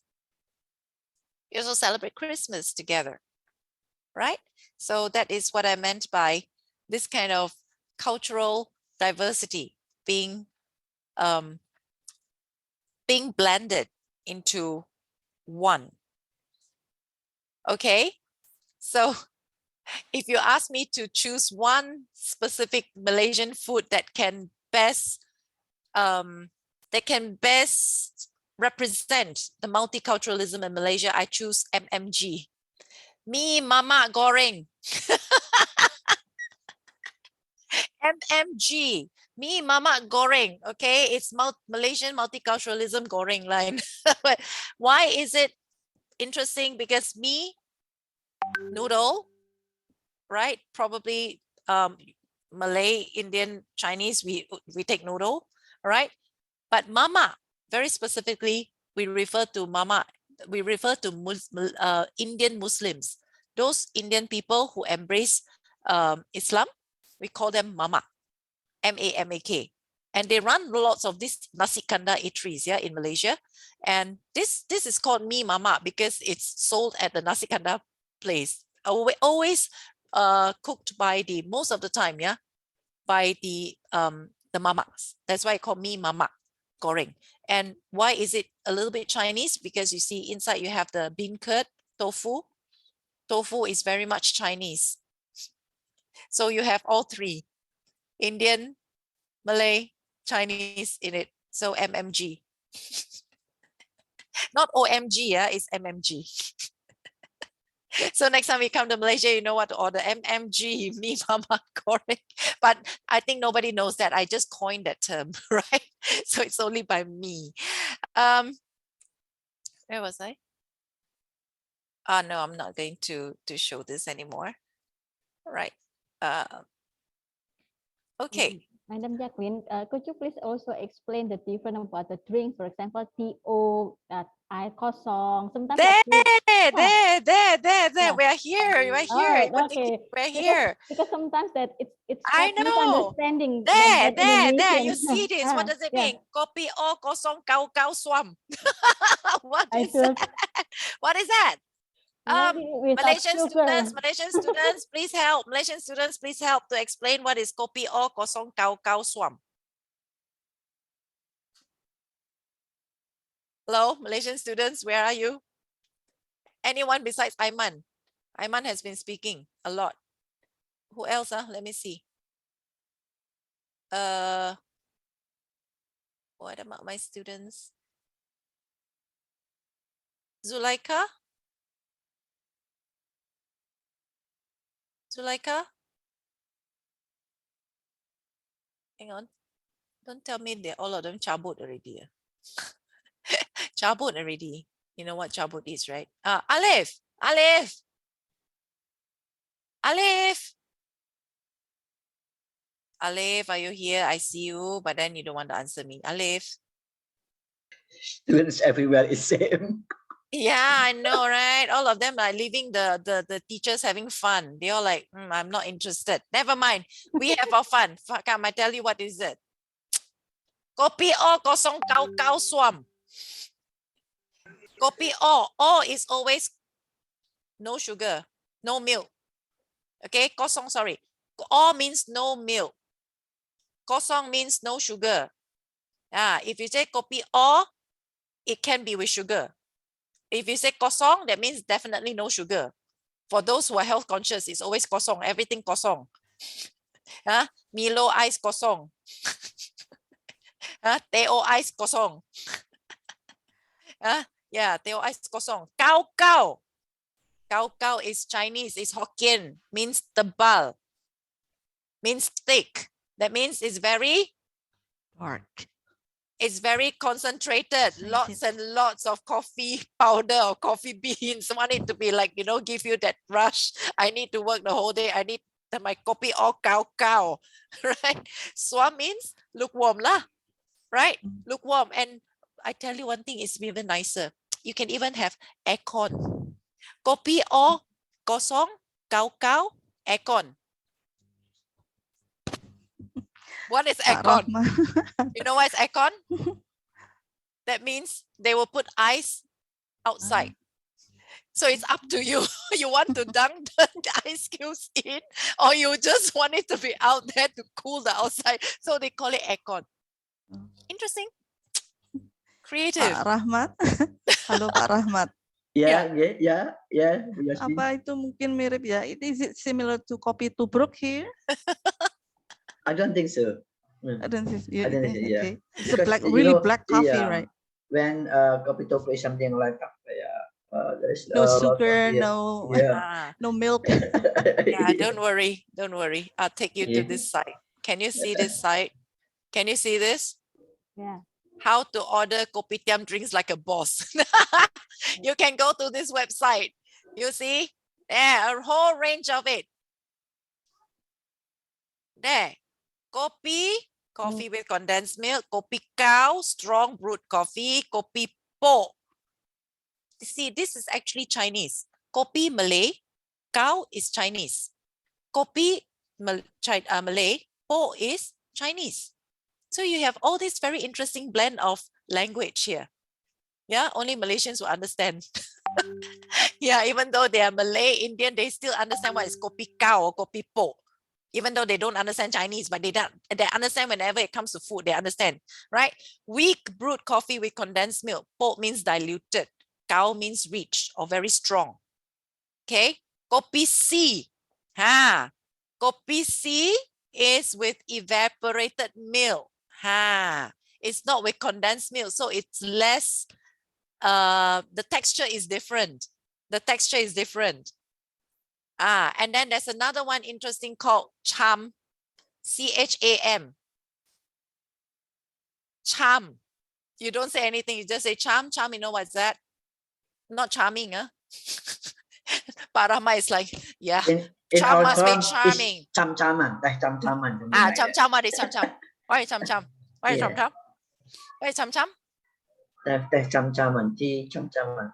Ah, Maybe so we are it mix. You cham yeah, cham means is kopi and teh. Coffee and tea mix. So you can have cham peng. They call it peng, ice. Okay. Kopi ka tai. Kopi ka tai. Okay. Coffee with extra sugar. Ka is Cantonese. That means tambah. Kopi tambah sugar. Kopi siu tai. Kopi with less sugar. This is Cantonese. Kopi peng.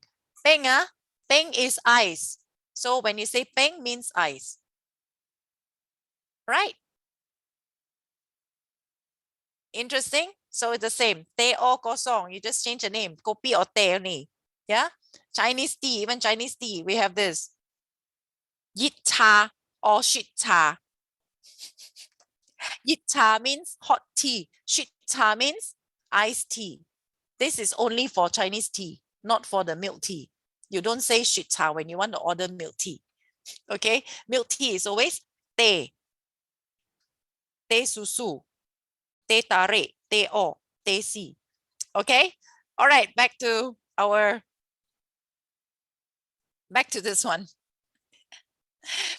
All right, so increasingly we see the fusion of food as well. You know, the multiculturalism is working really, really, really hard now. It's working very, very well here. And previously, you know, we don't really have that much of halal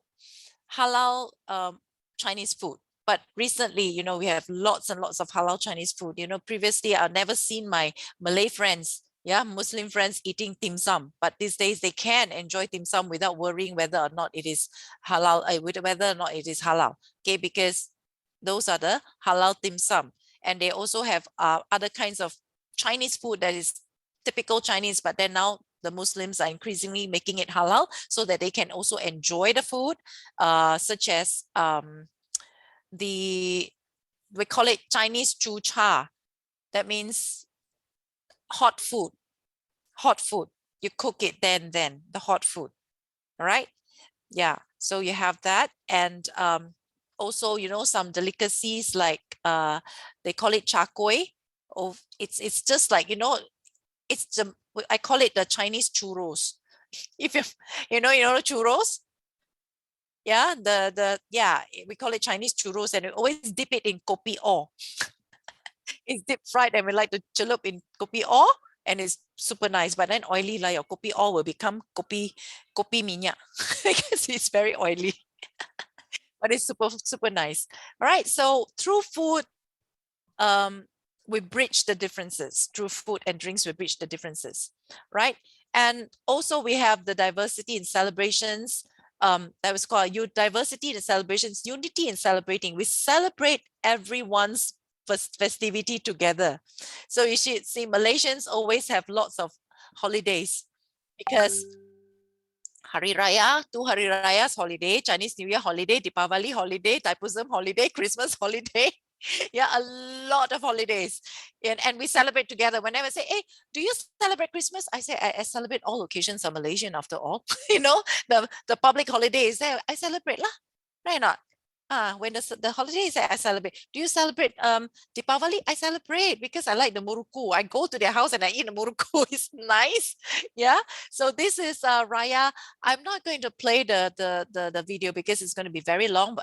So this is the purpose I asked Aiman to be. Aiman, your show now. I want Aiman just to tell you a little bit about how the Muslims in Malaysia celebrate Raya in a very short way and see whether it's the same as Indonesia. You want me to talk about my raya? Yeah, I mean, generally, how Muslims actually are. So he's all in his gear. Thank you very much, Aiman. You really live up to my expectation. I asked you to dress up, and you really do dress up. Thank you. Wonderful. Yeah. So basically, in Malaysia, usually the night before Raya, we have this what we call Kutubah Raya. Not Kutubah Raya. What we call Afiq. Apa dia kita panggil malam? Bukan. Bukan. Dok, yang apa kalau nak raya kan dia panggil apa? No. Malam raya tu kita ada apa? Takbir. Aiman, Ya. Aiman. Okay. Now I remember. Okay, we have takbir raya the night before raya. So then in the morning usually we have solat raya, right? Solat sunat raya. But before we go to solat sunat raya, we must clean our body and wear fresh clothes and eat first. Then we go to the masjid or mosque. And then after that, after we've done with our prayer, then we went to each house in our neighborhood or kampung, depending on your location, of course. And we visit them, and yeah, we greet each one another. And we For what? You visit them for what? Please tell the agenda. for it's basically it's the tradition of raya lah. Yeah. Really? Not to get the packet Well, that's Bao. the side advantage. Oh, that is the hustling, hustling, raya hustling, Yeah, raya hustling. But that's not the primary reason. Yeah, no, I'm just joking. But it's always fun. Yeah. And also when we go to house, we also don't go by ourselves. We usually go with a large group of people.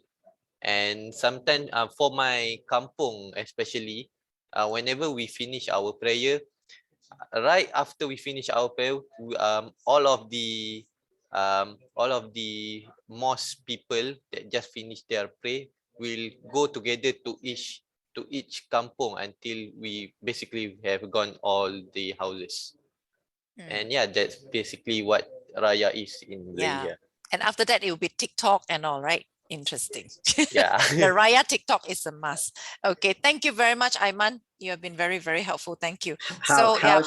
And How about mudik tradition in our culture is tradition mudik back home? Yeah, the people who live in a city, they introduced to the village, something like that. Balik kampung. Yeah, balik kampung. They call it balik kampung, right? yes, it's an exodus. All right. So exodus. Yeah, it's an exodus. We I mean, those who are not celebrating, we avoid the traffic at all costs because all the major highways will be jammed.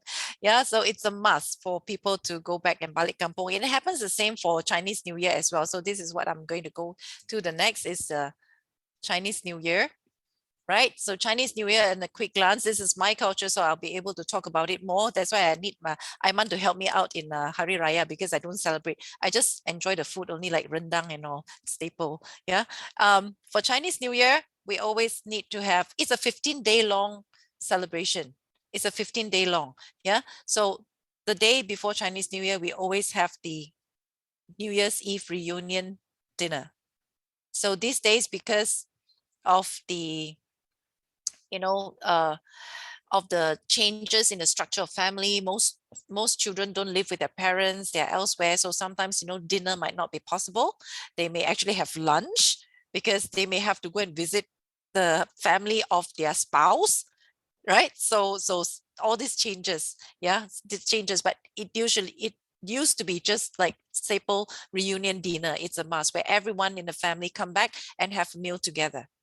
Right, so that is a must. It's a big thing. And then the next day, of course, you have all the celebration. We have the lion dance to usher in the good luck, to usher in the new energy or whatever, right? Besides that, it's fun. I know I really love lion dance. Okay, they're all their stunts, and of course, the first day of Chinese New Year, you can see that all the ang. Yeah, ang means red in Hokkien. In Chinese, in Mandarin, it's called Hong, but in Hokkien, it's called Ang. Like I'm a Hokkien, I call Ang. So Ang, it has to be Ang, Ong. Ang is red, Ong is lucky. So both of them you have to put together, Ang and Ong. Ong, very good. Good meaning. Perfect for Chinese New Year. So everyone has to wear red. Taboo, no black. Please, you wear black to visit Chinese family during Chinese New Year, they shoo you out. And then no sapu menyapu, because you're sweeping out all your good luck. So 15 days, no need to sapu your house. I'm very happy.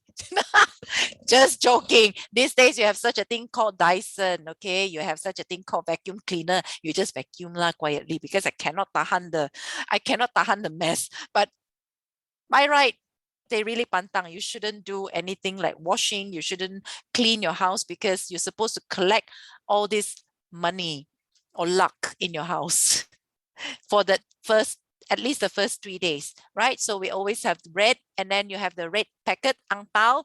That is what I said, you know, Aiman would go around the neighborhood to collect. These days, the Malays also, they are using the ang pao, but then it's green color. Yeah, where you have the envelope with money inside. For Chinese, we call it 压岁钱. That means it's 1 year. That means you grow up another year. So it's something like a blessing. Yeah. But this day, it has become a money game. The moment they get it, they open, yeah, you give me so little only. Yeah. You give so little only. Yeah. And then the 15th day before the Chinese New Year end, we have the Chap Gome. We have the Chap Gome. It's another big thing. And we have this, we have to make dumplings to show, you know, dumplings is round. So it means togetherness, harmony. It's how do I call, smooth journey. It's smooth. Yeah, so it has a lot of symbolic. In here we call it lontong chap gome. Oh, lontong chap gome. Okay, and there's a difference, you know, for Chinese and the Peranakans. They have two different ways of celebrating it. For the Peranakans, the Chinese, the straight Chinese, they make bubo cha cha. Bubo cha cha. It's sweet soup with coconut milk, and they put yam, keladi, ubi kelede, you know, the sweet potatoes, the taro, and bananas. It's really nice. And then they put the sago pearls, and they make some kind of those potato flour, chewy stuff, and they make it red. So that is a staple for the baba and nyonyas. For chap gome, that is the staple food that they have to prepare, right? And of course, you cannot run away from finding your perfect match. Yeah, on chap gome, all those single people will go to the river, get the mandarin orange, write their number or their name, and then they throw in the river, hoping that they will get a good match, because chap gome is also the Valentine's Day of Chinese. Okay, so yeah, so that's that. And I know that I'm running out of time. Just to have a quick one, through dresses, costumes, we unite as well. This is the Peranakan costume, the Baba Nyonya costume, the Nyonya Kebaya, right? And I embrace all. I'm just showing these are all me. And then the Cheongsam. And I do wear saris. Saris is very interesting, but then the thing is, I always need someone to assist me when I wear sari, because it's a 6-meter long fabric. You need to tie it into this style, and there are different ways of styling it. Okay, different region, they have different ways of styling the sari. So you need to get the right person to do it for you. I don't know how to do it, right? So I cannot wear sari every day, even though I know that it's very beautiful and it's very elegant, but you need a special person to help you to style yourself. And this is the Malay costume. I don't have baju kurung. I don't have a photo of me wearing baju kurung, so I'm wearing the kebaya Melayu. And this one is very interesting. I put in here. This is from, I took it when I was in Lombok. So I was wearing this traditional sarong, the weaving, and also the sash woven by the women in that village. I cannot remember. Was it a Sasa? I think it's a Sasa. Sasa, right? I think it's a Sasa village. Sasa village, yes. So they all the women they had to start learn weaving by the age of 12, 13, very young age, and then they weave for life. That's what I learned from the tour guide. Okay, so through food, through drinks, through festivities, through costumes, we mingle. All right. Now, I don't have time to show you the Penang Peranakan video, because time is almost up. But you can always go to this site to look for this. The Peranakan story is a very interesting video clip where you can learn a little bit about the Peranakan heritage in Malaysia. It gives you a very good overview of the Peranakan heritage in Malaysia. Okay, so you can check that out, the Peranakan story, right? So yeah. I think, Pak Rahmat, this is what you are very interested in, Manglish. We call it Malaysian English, but it's all wrong. So you see over here in one word, you have 3 different Malay, Hokkien, Malay. Mempersiasui. Yes, we can. Siasui means, you know, you actually lose face. You Oh. disgrace. Yeah. So you say you don't do that. You don't mempersiasuikan yourself. See, like, you know, you don't fail your course this semester. You're going to mempersiasuikan yourself. You know what I mean? Aiman and gang, have you learned something like that? Don't mempersiasuikan me, okay? Do something, right? So don't mempersiasuikan. Only Malaysians will understand.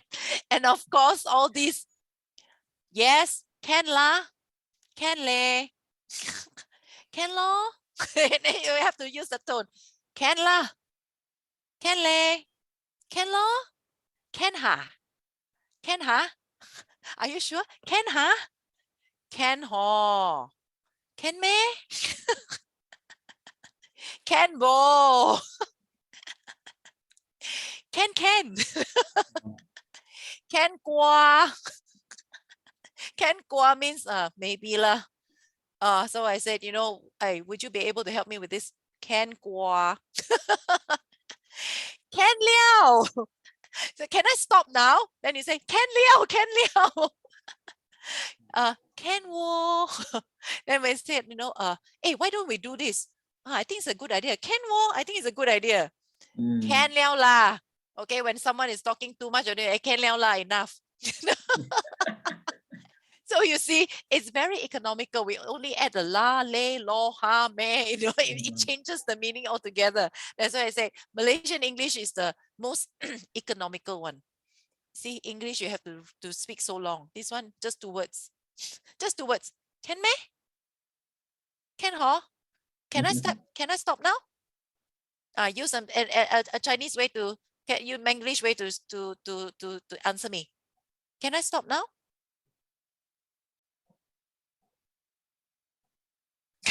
Can bo. Can bo.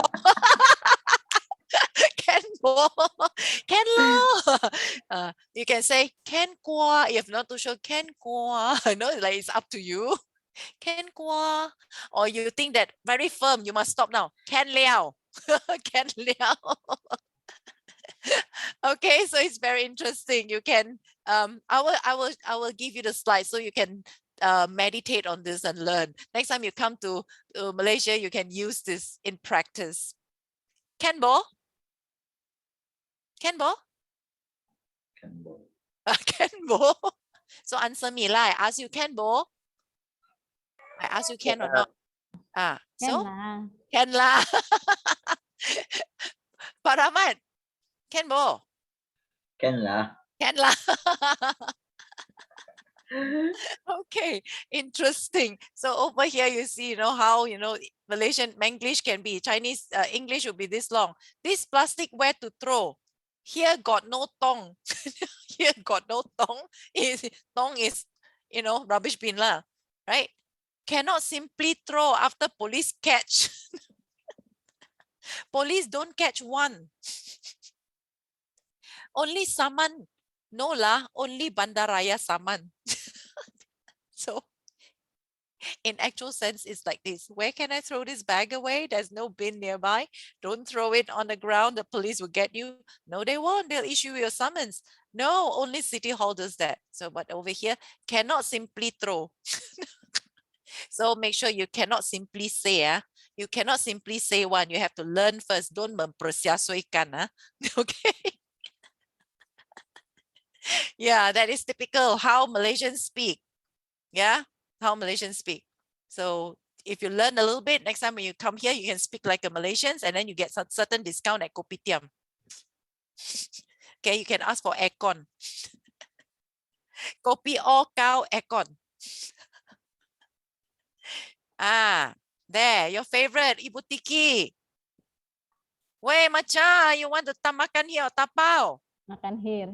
You know, matcha, you know what is matcha? Uh, A term of endearment. You call an Indian guy. Usually they call it like brother. But okay. then sometimes it can be bad. It can be bad. Don't simply call people matcha, because matcha is actually brother-in-law, meaning that you married the sister.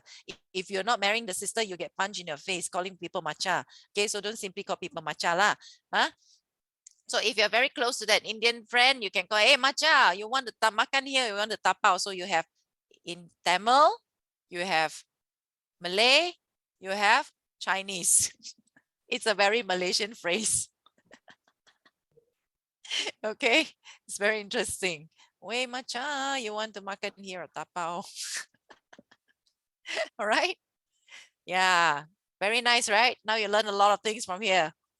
Interesting. Okay, so a very quick one.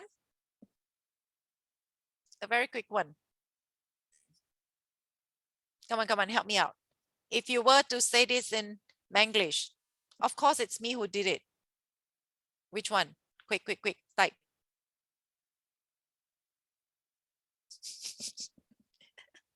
I do one lah. I do one lah, Abu Dan. Hey, You know what's Abu Dan? Abu Dan is mean then.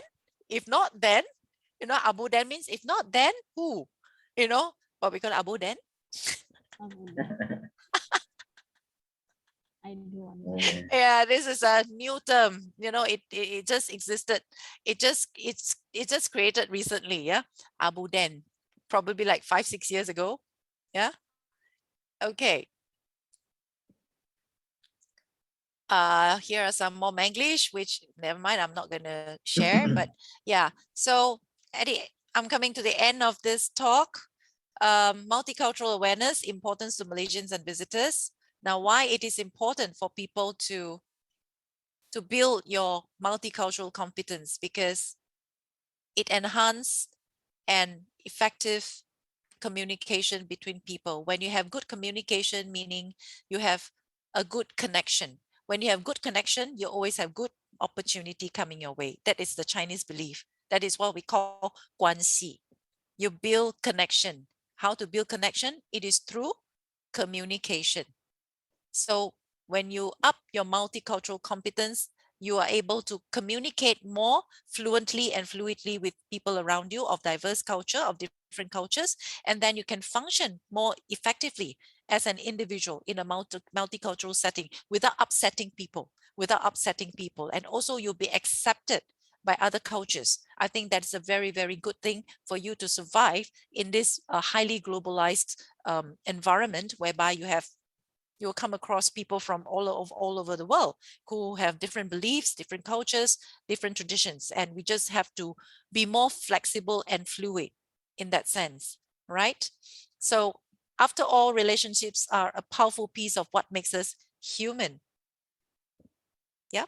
So only human beings can communicate using meaningful words, right? So my how communication, what I meant by communication is by simply greetings and salutations, right? To break down cultural barriers and building awareness of cultural norms, as well as enhancing self-awareness. Like my students, I'm sorry, I didn't prepare them to call to be in this environment. That's why when Aiman, they all came in, they call you Mr. Samad, Mr. Rahmat, you know, should have Pak Rahmat.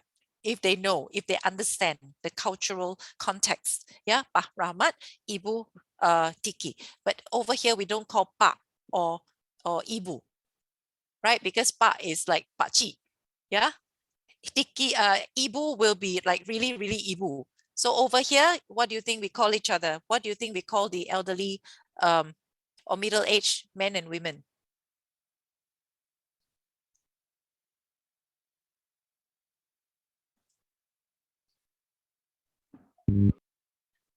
Can you try this? I want to see whether, is it acceptable to address a middle-aged woman as auntie?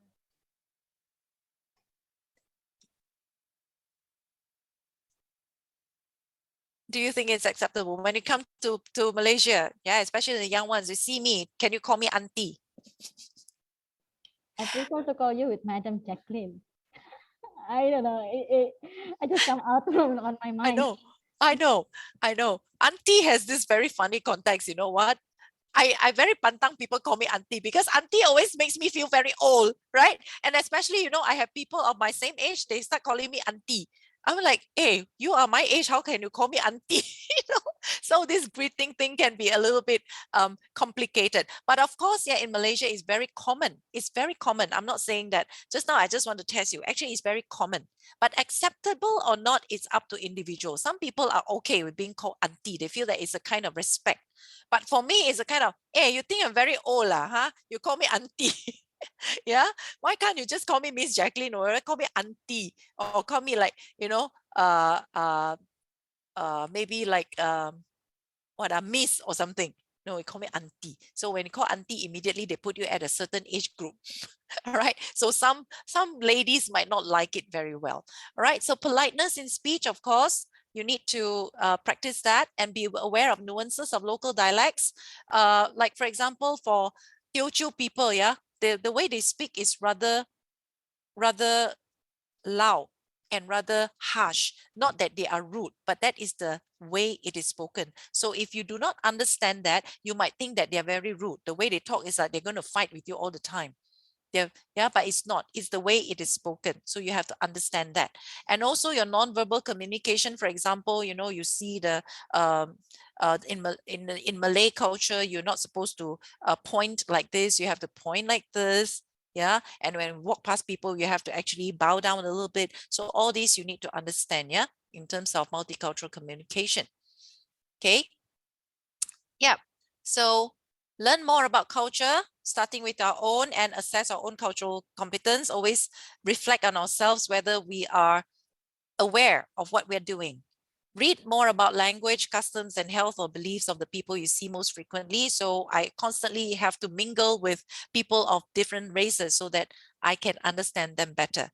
I cannot be always mixing with my own community, Chinese community, and then I do not understand what other communities are doing. And that will cause a lot of misunderstanding. Yeah. So that is, if you ask me, you know, what's the best way is to go out and make more friends of different cultures, make more friends with friends of different cultures. All right. So remember, culture is not homogeneous. There is great diversity among individuals, even in the smallest cultural groups. So don't trivialize the importance of multicultural awareness. It's actually very important, not only in your in your studies, not that because you need to pass the course, you need to learn this, but it is actually for you to function in the world as an individual. You need this skill so that you can go further. You can go further. Yeah, don't just think of yourself in your community. You think of, I'm going to go out, I'm going to see the world. So I need to equip myself with this skill, this awareness, so that I can have a very smooth connection with people. Yep. All right. So that is my ending message to you. Respect diversity. We embrace plurality so that it can enrich us as a person. It can enrich us as a person. With all this experience that we have with different cultures, it will enrich us. Yeah. For example, if I don't mingle with that many types of people, I would not have the courage to take up the offer to give this talk, right? Because I thought that I have already met quite a number of people and I'll be able to share with you my experience with them. Yep. So with multicultural awareness and competence, it helps eliminate biases, it stops stereotypes, and eventually it helps build harmony. Okay, so that's it. So maybe you can send a message to us in Malaysia using your language. You can type it down in the chat box. Yeah. So anyway, I'm not sure whether we have time for Q&A. I don't think so. Maybe I can have one question before we part.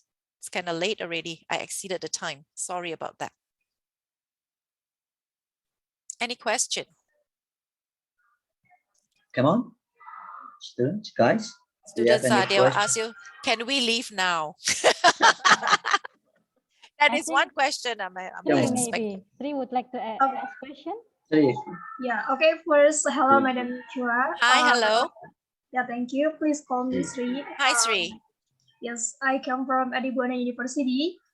Nice And meeting you. first, I want to say you look so beautiful. Use kebaya. Thank you. Thank you. So I wear a kebaya when maybe in the wedding party or there is a traditional ceremony in Medan or Sumatra, and of course Batak culture.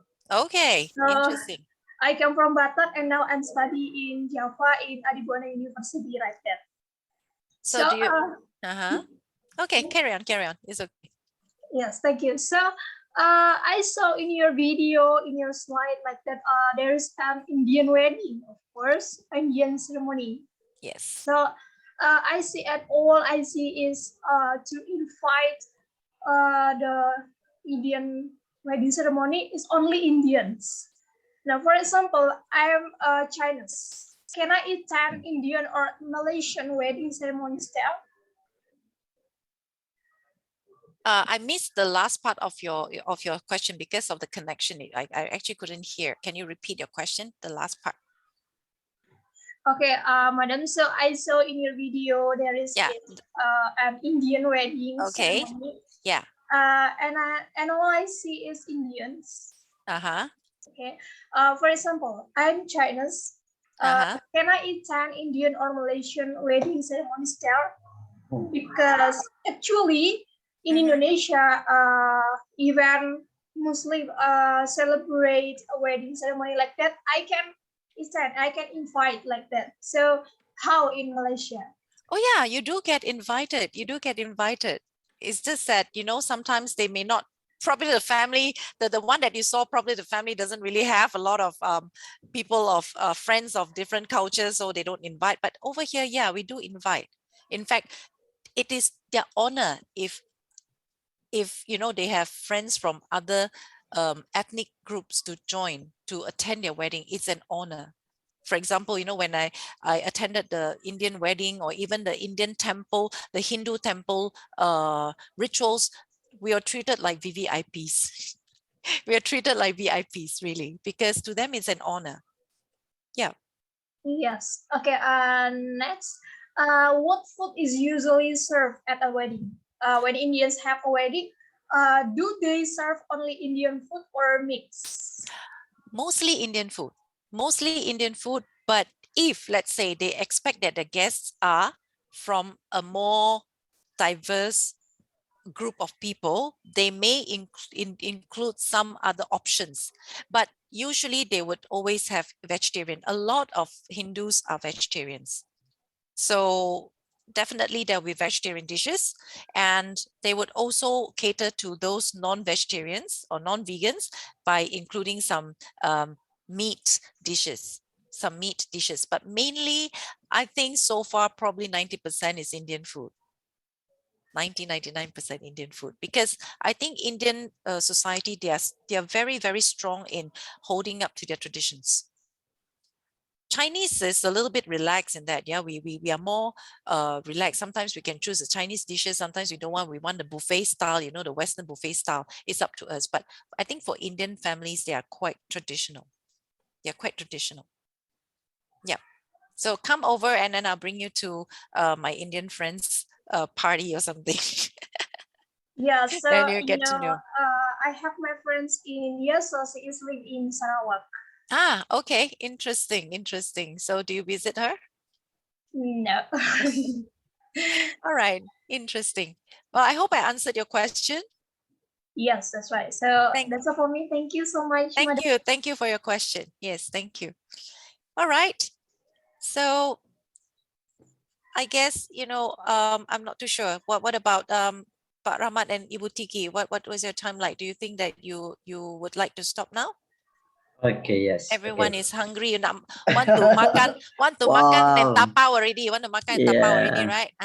Okay. Understand. Really, that's great. Okay, Yeah, so okay. I'm just going to skip this. Never mind. And I'd just like to end the session by Okay, excuse me, can you share the PowerPoint? Oh yeah, I will share with you the PowerPoint. I will share with you the PowerPoint, definitely. Okay. So You can send it into my WhatsApp group or sure. to BDK, it's okay. Sure.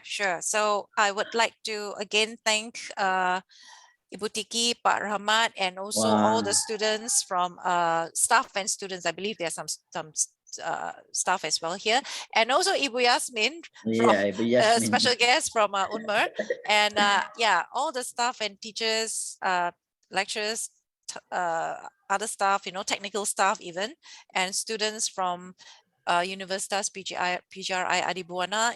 I would like to extend my heartiest thank for your time, for your invitation, and for all your participation in this session. I truly enjoyed it, and I would like to apologize if I missed anything out or if I said anything that is offensive to you. I'd apologize here, and I truly apologize for not being able to keep to the time. Yeah, so I over prepared and I talked too much.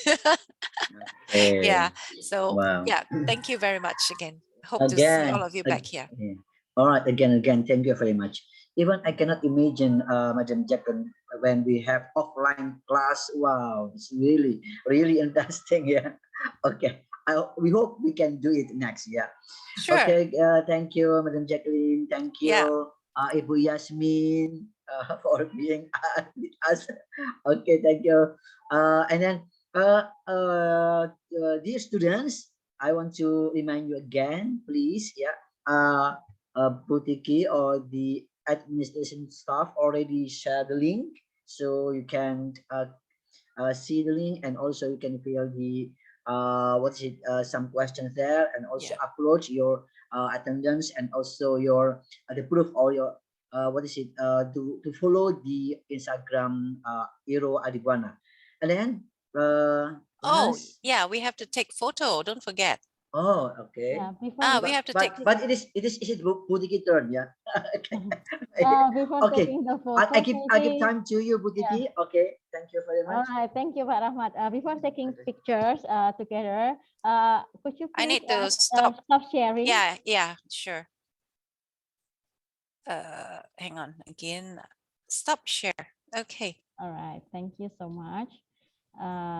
I would like to say highly appreciated to you, Madam Jacqueline. This is a certificate that we prepared and already signed by director, and Pak Rahmat later on will send it to you through the WhatsApp. Thank you so much. Yeah, I do hope we can have another session for next semester with different topics perhaps. Sure. And yeah, maybe also you can visit Adi Buana. So thank you so much from the rectors and also from the head of the English department. Thank you so much. Thank you so much. My appreciation. Yeah. So shall we take maybe take a group photo? All right. Let me count. Everyone, could you please turn it on your camera? I would like to take this opportunity to thank my students, from KCS 110-2C. Yeah, thank you very much, all my students from UiTM Kedah. You have been very, very helpful and supportive. Thank you very much. That is one more mark, brownie point for you. Thank you. No problem, Miss. And I hope you all did have fun joining this session. Yes. All right, let me count because there are 4 slides. So I will count one by one. Yeah, for the first slide first. All right, everyone, please turn it on your camera and give your best smile for this program. Right, 1, 2, 3. Okay, the next slide. 1, 2, 3. Third slide, 1, 2, 3. And the last one. 1, 2, 3. All right, thank you so much. So can I meet all of you again? Please answer in Malaysian English. Can bo, can la, can me, can kwa, can. I like can. Very good, can la. Again, very thank you. Good. Thank you. Thank bye you, bye. Mas Muhammad Aiman, Mas Irfan friends. Yes, Thank you, Pak Rahmat. Terima kasih. Okay. Rombu Nandri.